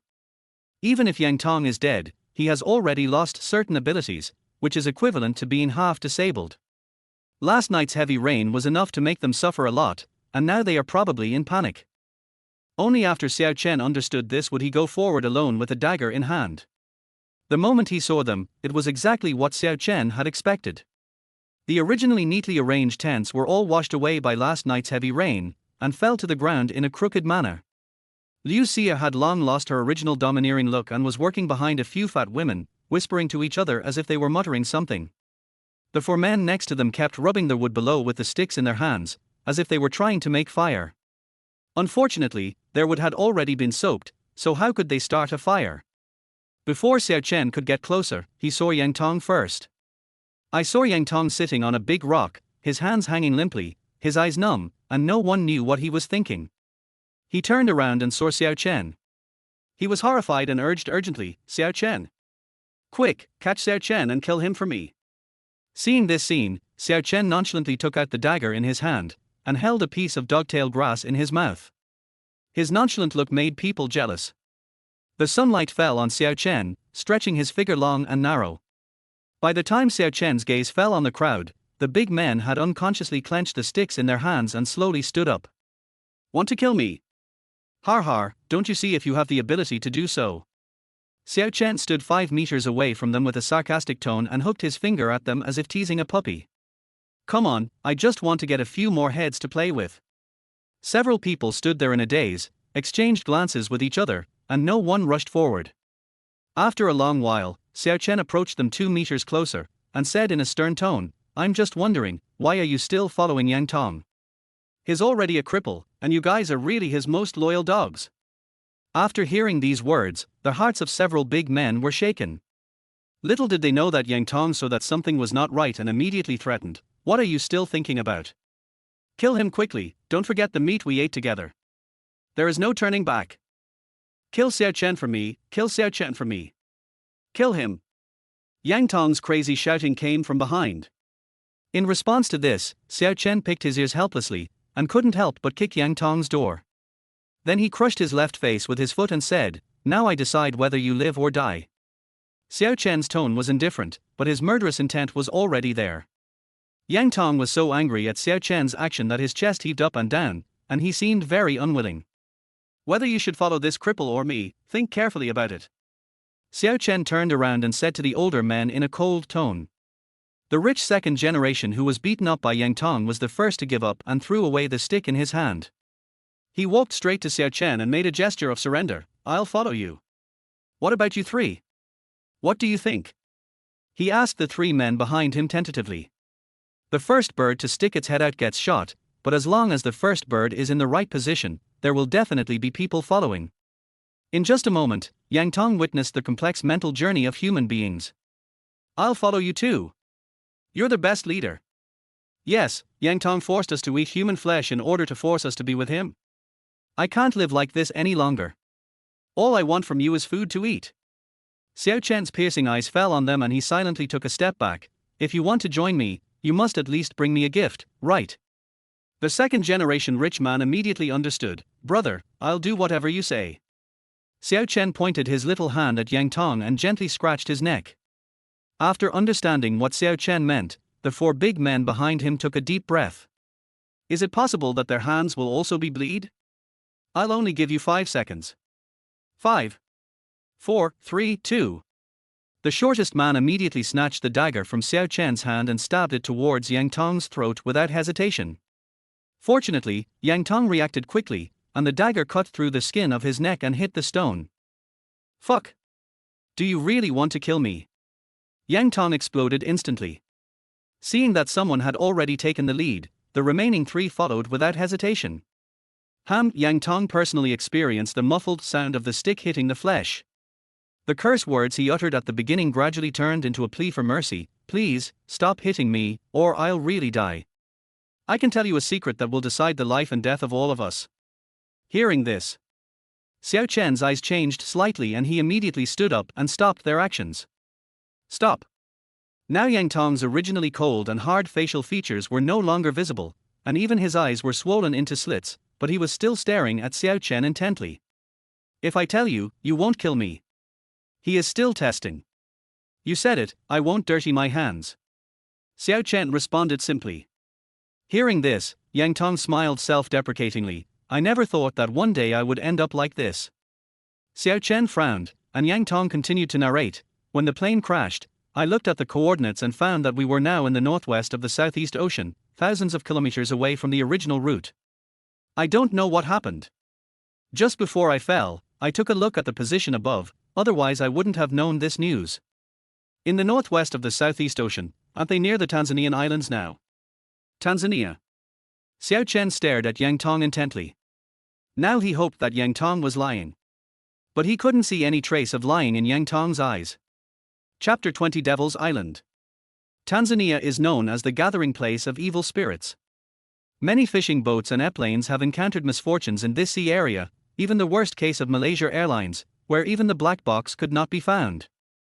Tanzania is synonymous with accident-prone areas, but even science cannot explain why. If it was really as Yang Tong said, they probably wouldn't be able to escape alive. How could the rescuers come from thousands of miles away to search for them? Besides, there is no signal in this sea area, and no instrument can locate them. No wonder even Xiao Chen's land fighter couldn't dial the number. Oh, Xiao Chen, who was hit by the news, sat down next to Yang Tong helplessly. He pointed in the opposite direction, which was deep in the jungle. "Go away, don't let me see you again." The only response Xiao Chen got was Yang Tong's resentful look. He could only wait to die in the deep forest. But he still crawled in without hesitation. It was this thought that made Xiao Chen look up to him even more. Soon, his figure disappeared from everyone's sight. Xiao Chen waved at the rich second generation and said, "Go and call everyone in your team." After a long time, almost everyone was present, except Liu Siya. The others were 4 or 5 big men, with a dozen women standing next to them. Anyone who could get on the plane must have some material foundation. But you see, now the men are all shirtless, while their women are completely naked, only covering a few important parts. Their eyes were empty, without any sign of life at all. One could imagine what they had experienced in the past few days. Xiao Chen felt no sympathy for them. They all deserved it. It was pitiful when they were being ravaged, but the fact that they ate their companions was unbearable. Before, Xiao Chen originally thought that they had all turned into beasts without humanity and he was going to kill them. Although they are all people on the same island and should be in the same boat, the mistakes they made are simply unforgivable. Xiao Chen looked at everyone carefully, then looked at them with a slightly cold gaze. Yang Tong has been driven away by me. Anyone who wants to leave and disobeys me can leave immediately. As expected, no one left. Xiao Chen performed the scene of killing the chicken to scare the monkey very well, and everyone was completely shocked. The scene was extremely silent, and Xiao Chen continued, "It seems that everyone's intentions are very sincere, right?" At first, a few people responded quietly, but Xiao Chen acted like a military instructor and said impatiently, "Speak louder, I can't hear you." Yes, the people below responded loudly. Faced with this deafening scene, Xiao Chen's mouth curled up in satisfaction. "Okay, but I haven't agreed yet," he said in a sarcastic tone. Everyone was dumbfounded and didn't understand what Xiao Chen meant. Xiao Chen continued, "I don't keep useless people here. If you want to stay, you must go find food. If you can't find food every day, you don't have to come back. I am not like Yang Tong who will enslave you, trample on you, and ravage you. I will teach you how to make fire by rubbing two sticks together, and teach you some skills to survive in the wild." Xiao Chen sometimes plays the good guy and sometimes plays the bad guy, which makes people a little confused. The key is that he has a good grasp of the right balance, and no one is shaken in their decision to stay. Seeing that his spiritual power had taken effect, he immediately took the next step and demonstrated to everyone how to make fire by rubbing two sticks together. Choose two suitable wooden sticks, drill a small hole in one of the wooden boards, throw some sawdust in to increase friction, and use both hands to turn it back and forth vigorously. You have to choose dry wood. You can't use wet or water-soaked wood. Xiao Chen taught everyone step by step, using small dry branches to gather together to ensure that the fire-making process was wind-proof. Soon, two big men, under Xiao Chen's guidance, had white smoke coming out of the wood in their hands. Seeing this scene, several people behind him complained, "How can they get out of the fire? This is too difficult. You have to spin it quickly. Otherwise, how can you make fire?" Xiao Chen said as he quickly turned it with his hands. In just 2 or 3 minutes, sparks appeared on the wood next to him. Xiao Chen blew a breath at the side, and flames quickly rose up. The light from the flames warmed everyone's face. "Okay, keep practicing." After a long time, almost half of the 20 or so people in the team had mastered this skill. Xiao Chen glanced in the direction of the crowd with approval, but was made to feel itchy by a woman's charming gaze. Even on a deserted island, she was still dressed modestly, but her charm was irresistible. What a goblin! He sighed in his heart and continued to talk about the accommodation problem. You have to consider the living environment to be close to water, sheltered from wind, and away from animals. The 6-word motto was kept in mind by everyone. Seeing that everyone was a little confused, Xiao Chen began to explain slowly. The first one is to stay close to a water source. Water is the source of life, and 75% of the human body is made up of water. I'm sure you all know about the water shortage in the past few days. The second one is to avoid getting wet as much as possible in rainy weather. The third one is that it's safest to stay away from animal groups. Before you move in, check if there are any nests around. Xiao Chen's careful analysis guided their thoughts. Finally, he led everyone to set up camp in a relatively flat place. After setting up the camp, he quickly stood up and waved to the people behind him. "Leave for women to guard the camp, and the others follow me into the woods." Soon 4 thin women were left in the camp. Xiao Chen led the rest of the people straight to the direction of the banana tree and said, "Just chop it directly towards its neck. This plant produces water." Everyone looked at the banana greedily, as if they wanted to tear it apart and eat it. Noticing the unfriendly looks from everyone, Xiao Chen quickly stepped forward to explain, "In the tropical rainforest, there are many plants that store water like this. Just observe carefully. When walking in the tropical rainforest, you can see that there are many tall trees with relatively wide leaves. These leaves can be dried to make clothes and can also be eaten. In short, they have many uses. While looking for Xiao Chen, he introduced various survival knowledge to everyone. Perhaps because they have been together for a long time, Xiao Chen gives everyone a much better and more peaceful feeling than Yang Tong. As they walked, the charming woman immediately held Xiao Chen's hand and spoke in a coquettish tone. "You are so amazing, how come you know everything?" Xiao Chen smiled awkwardly, not knowing that something was watching them from a hidden place. Chapter 21 Nature's Disguise. Tropical Rainforest. Xiao Chen was walking far ahead, with a row of people following behind him. The scene was really lively. He made many marks along their way to prevent people with ulterior motives. Soon Xiao Chen spotted a little guy who was good at camouflage. "Look what this is." The man picked up a leaf with the dagger in his hand. His pupils slightly shrank as he looked at the people behind him. The short man bit his lip and asked tentatively, "Leaves? Are these leaves special?" "It's a dead tree butterfly," Xiao Chen emphasized. The people behind him looked at each other in confusion, their eyes fixed on the dead leaf butterfly in Xiao Chen's hand. Is this really not a leaf? It's not their fault that they couldn't recognize them. It's just that there are so many academic geniuses in nature who are good at disguising themselves that it's impossible to tell them apart. What to do? Is it true that we are helpless in the face of these things? Finally, Xiao Chen came up with a good idea to have the best of both worlds. He placed his hands on the dead leaf butterfly's hind legs and squeezed out the acidic corrosive venom in its body. Such an approach can effectively reduce the spread and concentration of venom. As the saying goes, once you are poisoned, there is always an antidote within 5 steps. The best antidote for corrosive poison is plants containing sodium phosphate. Yes. That plant can not only remove corrosive venom, but also snake venom. It is the best antidote in nature. But where is it nearby? Something seems to be wrong, maybe it's the tree next to it. Looking back, I saw a small tree, inconspicuously placed next to me. So, this thing really has an antidote. Who knew something unexpected would happen the next second? One of the women didn't notice the emerald green snake staring at her from behind. Almost in an instant, the poisonous snake bit her arm directly. "Oh! There's a snake! There's a snake!" The people around were frightened and screamed. Seeing this scene, Xiao Chen couldn't help but frown. Logically speaking, snakes generally don't actively attack humans. What on earth did they do? After biting the person, the poisonous snake turned around and disappeared without a trace. The thin man standing next to him said indifferently, "This snake is green, it must be poisonous." "Aha!" Xiao Chen nodded seriously. Venomous snakes like these in the tropical rainforest are not only poisonous but also extremely venomous. If you delay for even a moment, they can easily cost you your life. Thinking of this, his heart gradually sank. The next second he did something that suffocated everyone. He tied the place where the woman was bitten tightly with a piece of cloth on his body, even leaving a red mark.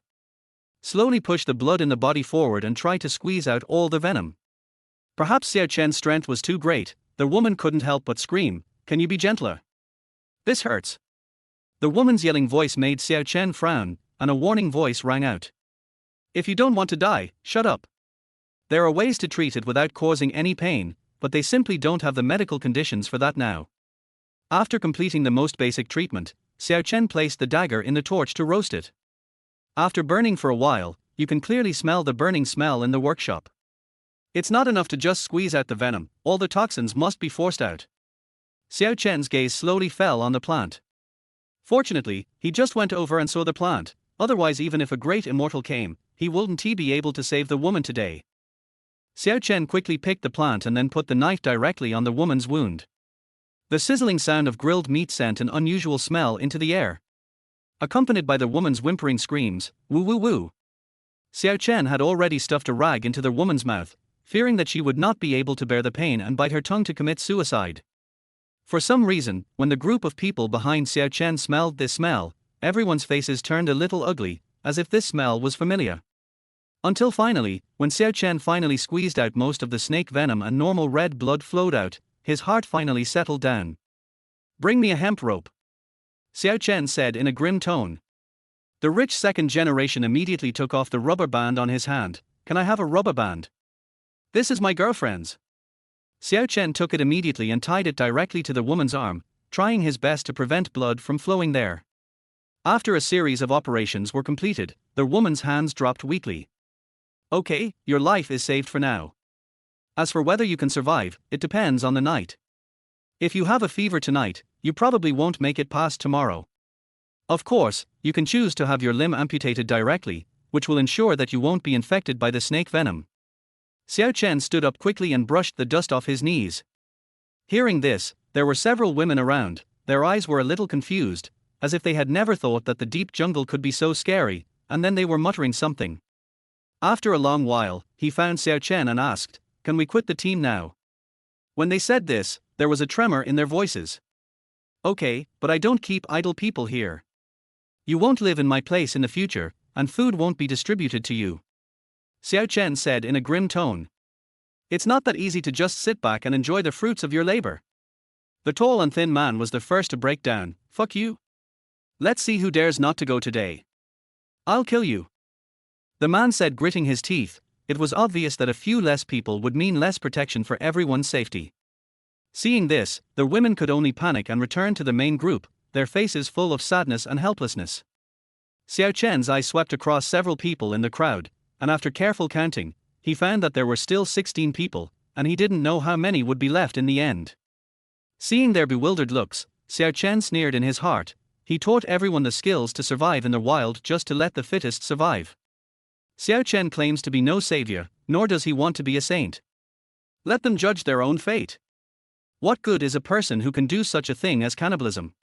After all, Xiao Chen couldn't accept this matter. At this stage, he has gained everyone's trust. As long as he leads them into the dense forest, everything will be up to him. Orchids grow and fruits bloom, everything is determined by heaven. Chapter 22, Exploring the Jungle. The crowd continued to move forward. It was noon at this time. The scorching sun above the tropical rainforest shone on everyone, and the anxious sunlight made everyone a little uncomfortable.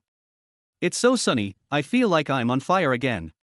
The rich second generation was the first to be unable to withstand the scorching sun and couldn't help but complain. The people around him were obviously not as delicate as him, so no one said anything.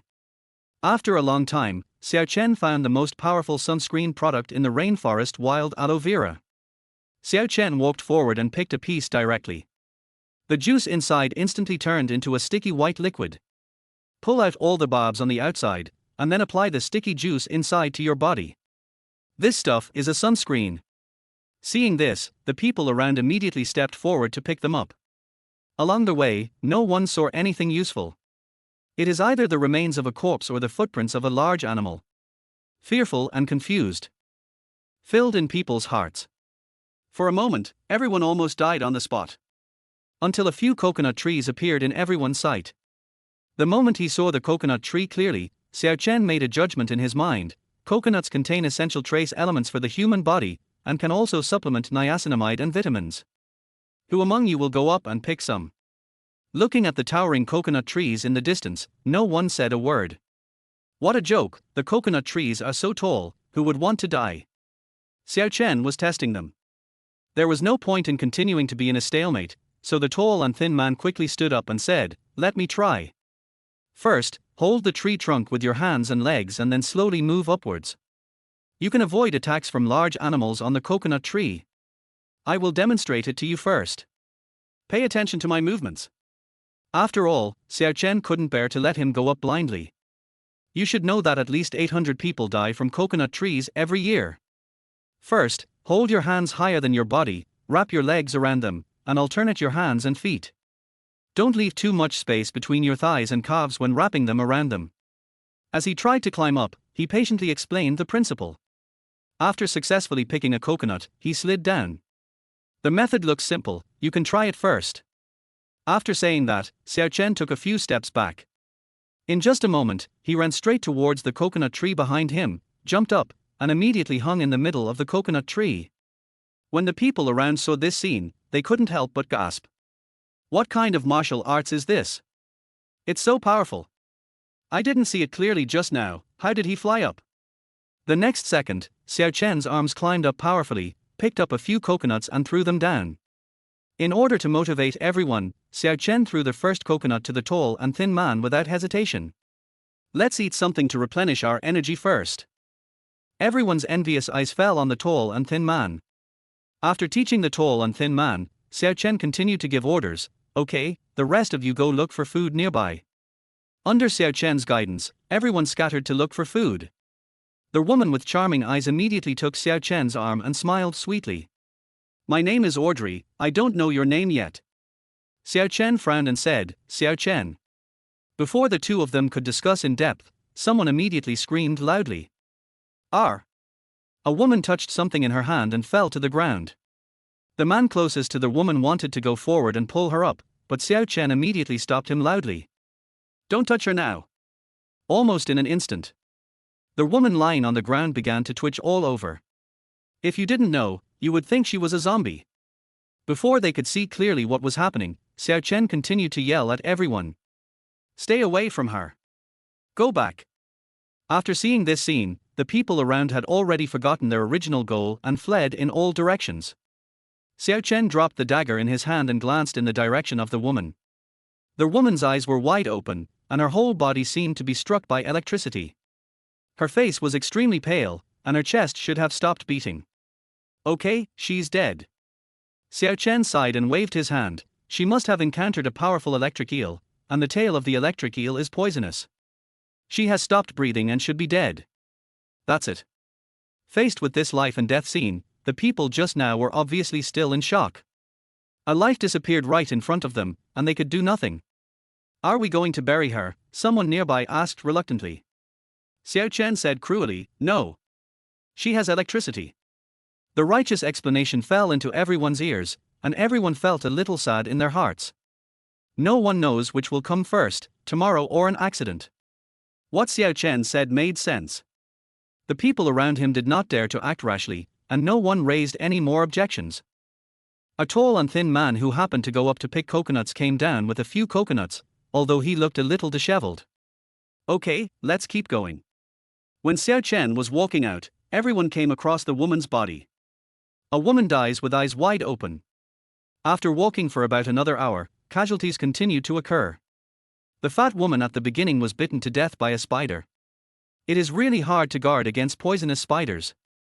Once one of them landed on a woman's neck and she slapped it, the venom would quickly spread throughout her body. There's no way, the venom is too close to the aorta. The woman died with blood gushing out of all her orifices before she even had the chance to struggle. The successive deaths have made everyone's emotions somewhat unstable. For a moment, someone even thought of retreating. Can we go back? Someone died again. Yes, if we continue going down this path, we will all die. Bang! Xiao Chen cut down the big tree in front of him with the dagger in his hand without hesitation. His actions already represent his attitude. Sure, please go ahead. Since you have such an idea, why don't you just go on your own? Xiao Chen sneered. No one dared to speak any more. Xiao Chen continued to move forward, using the dagger in his hand to cut off the branches and leaves that blocked his way.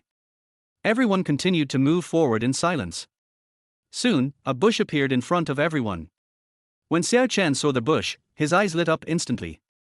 He picked a bunch of purple fruits with his hands and immediately put them in his mouth to taste them. The rich aroma of juice comes, and the sweet fruit mixed with grains tastes a bit like grapes. Xiao Chen immediately asked them to start picking, mainly because this thing can supplement the vitamins needed by the body and is very difficult to obtain. Chapter 23 Exploring the Jungle. The crowd dispersed and began to pick the purple fruits. Xiao Chen took out the empty coconut shell tied to his shoulder and immediately threw the picked fruits into it. As more and more fruits appeared in the shell, Xiao Chen felt a sense of satisfaction in his heart. Just as he was about to go ahead and check the tree, he felt someone poking his arm. Turning around, it was Audrey. She asked softly, "Can we go over there and talk? I have something to tell you." Xiao Chen was a little surprised by the serious tone. But she didn't dare to play any tricks, so she just followed Audrey. When the two people stood still, they kept some distance between them. Go ahead. Xiao Chen hugged his chest, looking condescending. I want to be your woman. She immediately threw herself into Xiao Chen's arms, looking at him pitifully with her head raised. Confused by the woman's action, Xiao Chen subconsciously did not push her away. Don't worry, I have never eaten the flesh of my companions. I am also a woman and I will give you everything I have. Please. Let me be your woman. Xiao Chen was shocked. This woman's mind was really open. She had seen through every little thought in my heart. She really understood men. However, he was still doubtful at the moment and could only respond vaguely, "What are you talking about? What's mine and yours?" Seeing Xiao Chen playing dumb, Audrey couldn't hold back any longer. "Don't be like this. I have never harmed Qin Yiqian. I was always forced."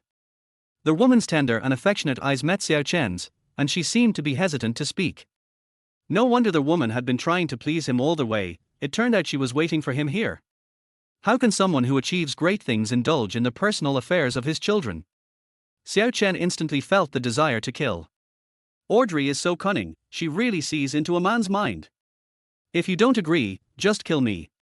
But I died unjustly. I have never eaten the flesh of my companions." The woman withdrew with a miserable tone. "I know you don't believe me, but I can swear an oath. If I eat the flesh of my companions, let me die in this dense forest, and I won't die a good death," Audrey said firmly. I took a quick glance at Audrey's face and roughly judged that she was not lying. "I'm more curious about how you know what I'm thinking." Xiao Chen suddenly spoke, breaking the awkward atmosphere. Audrey was about to speak. Unexpectedly. The next second it was broken by the exclamations of the crowd. Yes, it's a crocodile. How come crocodiles appear on land? And there's more than one?" Xiao Chen saw 4 or 5 crocodiles approaching the group, some wagging their tails, some with their mouths wide open. If you see a crocodile in an oceanarium, you might just think it's very majestic. But the current environment is not good. Seeing their fierce appearance, Xiao Chen quickly realized that they had mistakenly entered the crocodile's territory. The small purple berries might be their own food. It is obvious that now that everyone is picking purple berries, they have invaded their territory, so they came out to protest. Seeing this scene, Xiao Chen immediately shouted in a gloomy voice, "Don't move yet, let's retreat slowly." The sounds around me became much quieter.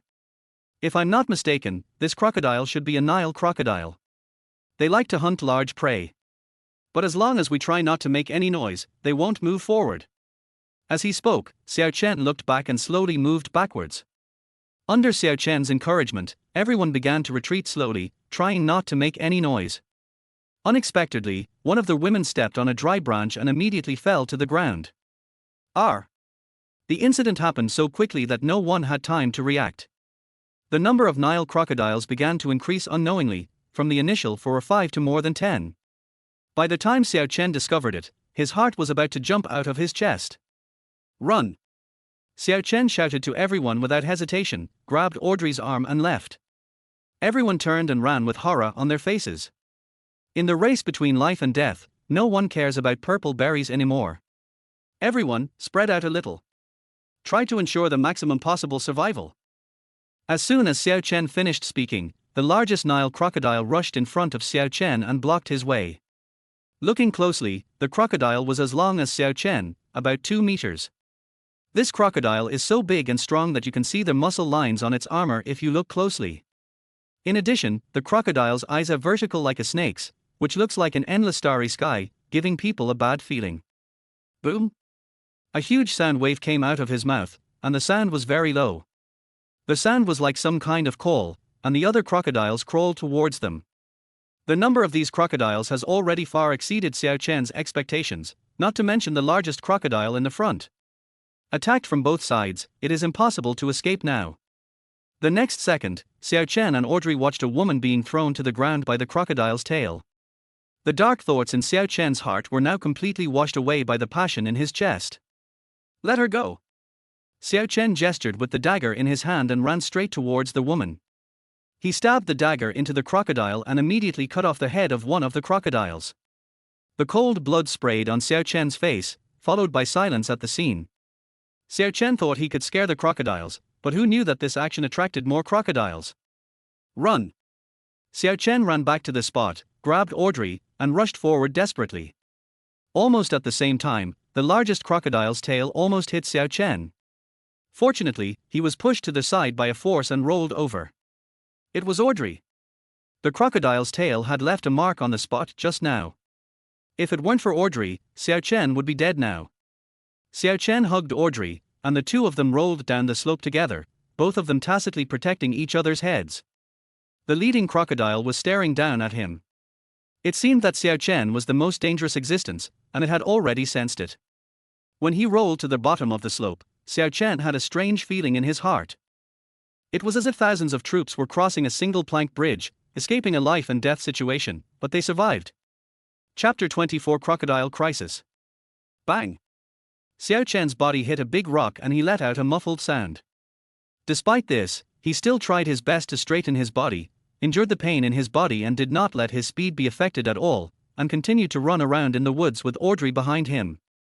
Just run wherever the terrain is rough. This was the first time that Lin Jiachuan hugged someone, and the warm feeling was already in his heart. Who was that guy with his face covered? As if he had heard Ling Yu's inner voice, he tightened his arms around her. Although Ling Yu was sure of his identity and was no longer afraid, she was still a little uneasy because of his unusual behavior.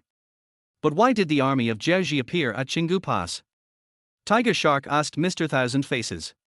But she would never say this in front of Bai Mujin without the old lady's consent. She put the medicine aside calmly and said no more. He looked at her and stretched out his arms again, still wanting to hug her. He didn't want to talk, he just wanted to hug her. It had been too long since he had felt such warmth. His body was still there, but his soul was cold. As their void technique was performed, Ouyang Pengcheng's figure flashed around like a ghost. Every time, the Qianlin sword could easily cut off one of the dog's legs, and then he would teleport and kill the other one immediately, leaving behind a flame breath demon dog that could not move and could only howl and roar. Moreover, the size of this flame breath demon dog was constantly shrinking. When Ling Yu saw that it was a peace knot she had made, she said, "This is the peace knot from my hometown. If you like it, I'll give it to you. By the way, I should return the money I paid for the cloth yesterday." After saying that, she handed over a silver note. She didn't know if it was enough. Ling Yu had half of her skirt wet, but she couldn't get angry, so she could only say calmly, "Your Majesty is tired, take a rest and think carefully about whether I will harm you." After that, she walked out the door and went back to her room to change clothes. There is no news from the demon world yet, but Saint Lord, no matter who is behind this, I think they have only one purpose, which is to test the truth based on rumors. Butler Macho spoke. "Oh yeah? Where are you going to stab with your knife? If you damage the spider's skin, you'll be dead." Mu Yuhan cried out in pain when she saw Ouyang Pengcheng had cut a big cut on the big spider. Perlo's eyes were calm, as if he had no emotional ups and downs. He glanced at his former teammate Abiarti and started his run up steadily. The point is not what is on the other side of DHU, the point is that these things are not available in our DHU. Do you know what this means? It means being different and unique. Mu Jinsi almost wanted to roll her eyes like Tsuehua. "Master, breakfast is ready, please go out and have your meal." Liu straightened his collar attentively. Like lightning, Yang Ming cut off the low-level undead weirdo's hands and feet, as well as its hideous head, with lightning speed. Without stopping to absorb dark energy and antimatter, Yang Ming sped up again and rushed directly to the periphery. Obviously, He Nuo was not very happy about such a request, but unfortunately, his current situation did not seem to allow him to negotiate with the other party. When Long Shoot slipped near the penalty spot, a huge sigh was heard above the Amsterdam Stadium. The principle of this skill is simply to rely on communicating with each other's hearts to convey what you want to express to others. The Yellow River Dragon King laughed. "What kind of dream are you having?" However, just as he finished speaking, he suddenly felt as if a piece of charcoal was stuck in his throat, burning him and causing unbearable pain. If he spoke again, fire would spit out. Chapter 25 Drinking Blood. The distance between the man and the beast is like a natural chasm. Almost in an instant, Xiao Chen took the initiative and lunged forward, stabbing the leopard's right hind leg with the dagger. Perhaps it was the intense pain that made it angry, or perhaps it was the smell of blood on Xiao Chen's body that made it excited. The leopard whimpered in a low voice and pounced on Xiao Chen again. The speed was so fast that even Xiao Chen. Kim Taeyin closed her eyes, indicating that she didn't really want to talk to her, and she also wanted to throw a few Seo Hyans at her. The sound was dreamy and erratic, as if it was ringing in everyone's ears, yet also as if it was coming from a very far distance. Moreover, the opponent had the 7-star sword in his hand, but his 5-star Tai Xiao Thorn was no longer usable. His momentary negligence led to the current situation. Hearing this, Shen Gongbao and his group were confused, but seeing Su Yuan's relaxed look, they went back obediently. After a short while, the rocks suddenly disappeared from Wu Yang's sight, and a passage about 10 feet wide appeared in front of Wu Yang. Old man Liu took Wu Yang and walked into the passage. The encirclement was not tight but left a gap. Looking in the direction of the gap, a gorgeously dressed Qin man was riding on a pure white horse, swaying towards this side. "Master, don't worry about us, kill these audacious villains." The Mo Men disciple, whose neck was held by the old man with a sword, was also a strong-willed person, and he shouted loudly. After Lu Ning returned with the Water Ghost troops, the first thing he did was to report the strengths and weaknesses of the Qin army to Lu Jia in detail. Although Ziying has not yet found out the detailed intelligence about the Huns, he still knows some general things. There seemed to be a sound of breaking air in the air, a cold light flashed in the dark shadow, and an extremely sharp unknown object flashed by. When you saw it, it was too late. "I'll do it in a while. You just go back to your room." Just as he said this, Cinny came out of the room. "Well, sir, I also feel itchy in my heart. What's going on?" Huang Yang was deeply moved by the girl's thoughtfulness towards him, but he still suppressed his smile and asked. What greeted him was a shovel. Xu Yiming directly pulled out the shovel in his hand, and with a slap, Zhang Hailian's leg broke directly on the ground. Cao Cao seemed to have let go of everything and was willing to give up everything, not caring about his own life or death. But Huang Yang thought back and felt that he was frightened out of his wits by the situation in front of him. What is this thing? How can there be such a strange thing? Mo Li talked to himself, because he could feel that this thing, which was as big as a fist, was like hard grease, and strands of mysterious power gathered from nothingness. When I got home, I quietly walked into my room, listening to my father snoring, and found the yearbook that had been stored in the drawer for several years. When they got closer, the captain of the soldiers realized something was wrong. These people did not come in a threatening manner, but with their heads drooped and faces shrugged as if their parents had died. Most importantly, these more than 100 people were tied up in strings with ropes. The 13 people were all violently shocked at the same time.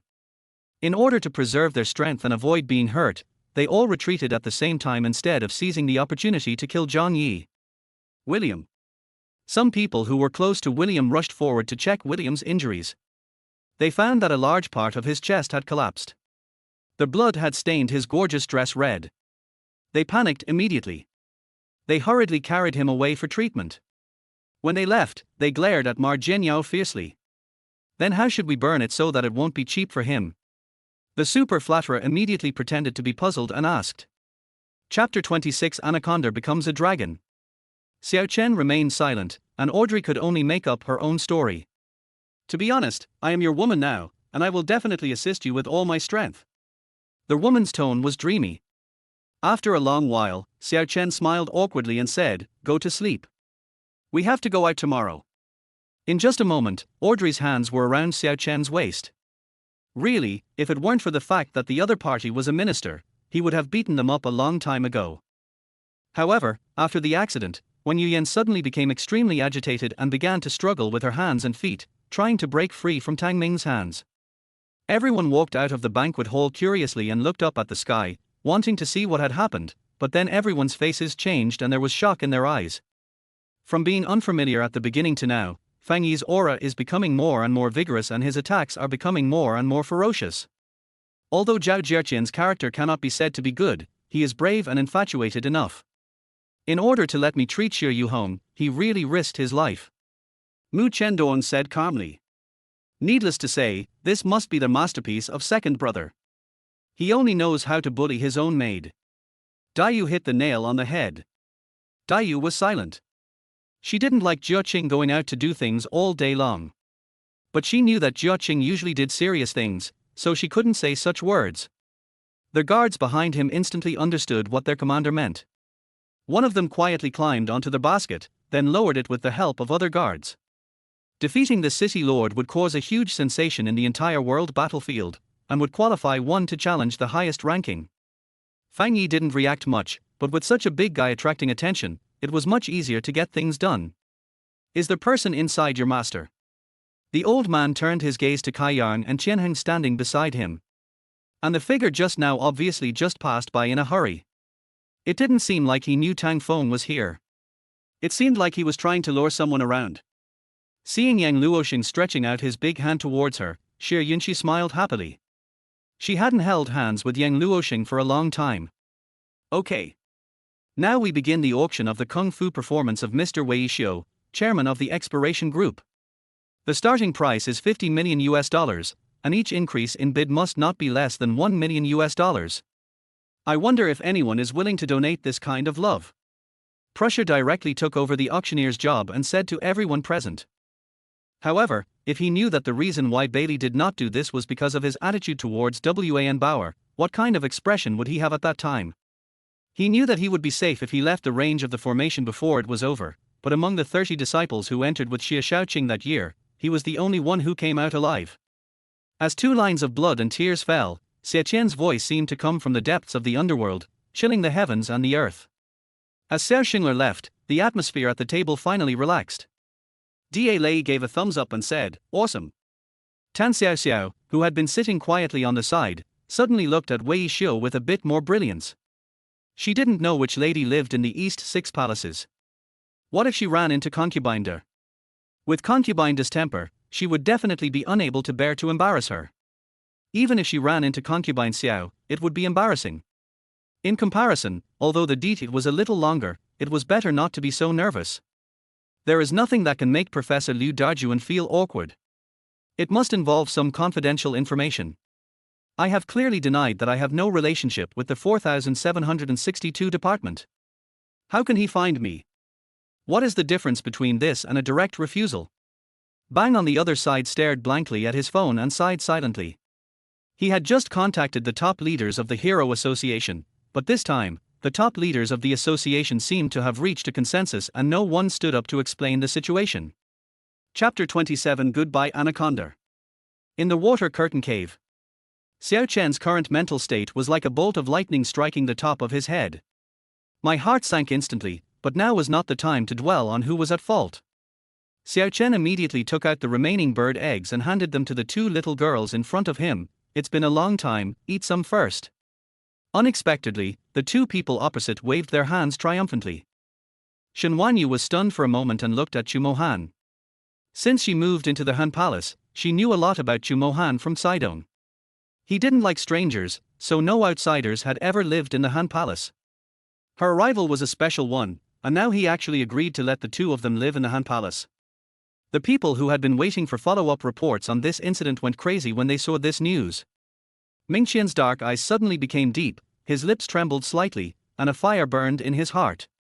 But if Shang Guanjin, a primate, is not as good as these insects, wouldn't he be too useless? She swore that she would never forgive this man. Not in the future, but now. On the second day, Gao Shaman was in even worse pain.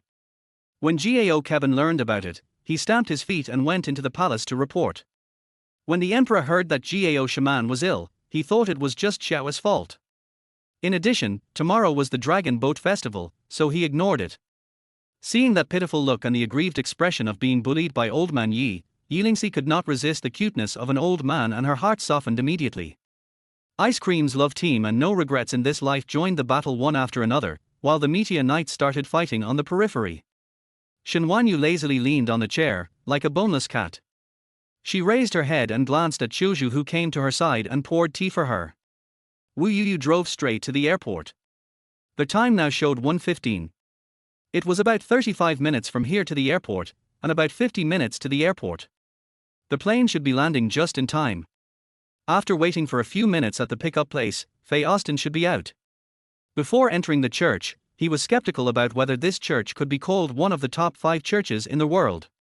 After all, from the outside, the building was not very eye-catching.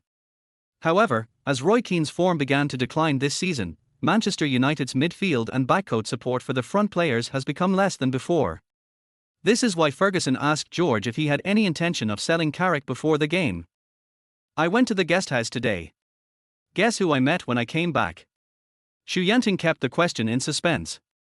The 2 of them continued shopping with their children for a while, and when they were sure there was nothing to buy, and Xiao took Yang Yang back to the army, while Xu Yanting bought some toys for her 2 children and also went back. You have to know that in the Song dynasty today, the only people at the peak of their powers were Cai Jing and Fang Lar in Jiangnan. The envoy from Qi State stepped forward, reached out and grabbed a handful of agate, jadeite and white jade, raised them towards Yang Baichuan, and put the agate and jadeite into a leather bag in front of him. In the eyes of Arsenal fans, the championship trophy is certainly important, but winning the Premier League title with an unbeaten season is a supreme honour that makes them proud. However, in the 4 matches against Tottenham this season, they only achieved 2 draws and 2 losses, a result that they find unacceptable. Su Yu stared at Chen Jian, feeling annoyed. He couldn't help but recall what Xiongxi's cousin had said to him and the suggestions he had made. Although it is amazing that Li Shuyu has been promoted to a top master, the other masters are no strangers either. They have been promoted longer than Li Shuyu and must be more powerful. After all, Li Shuyu has been practicing for too short a time.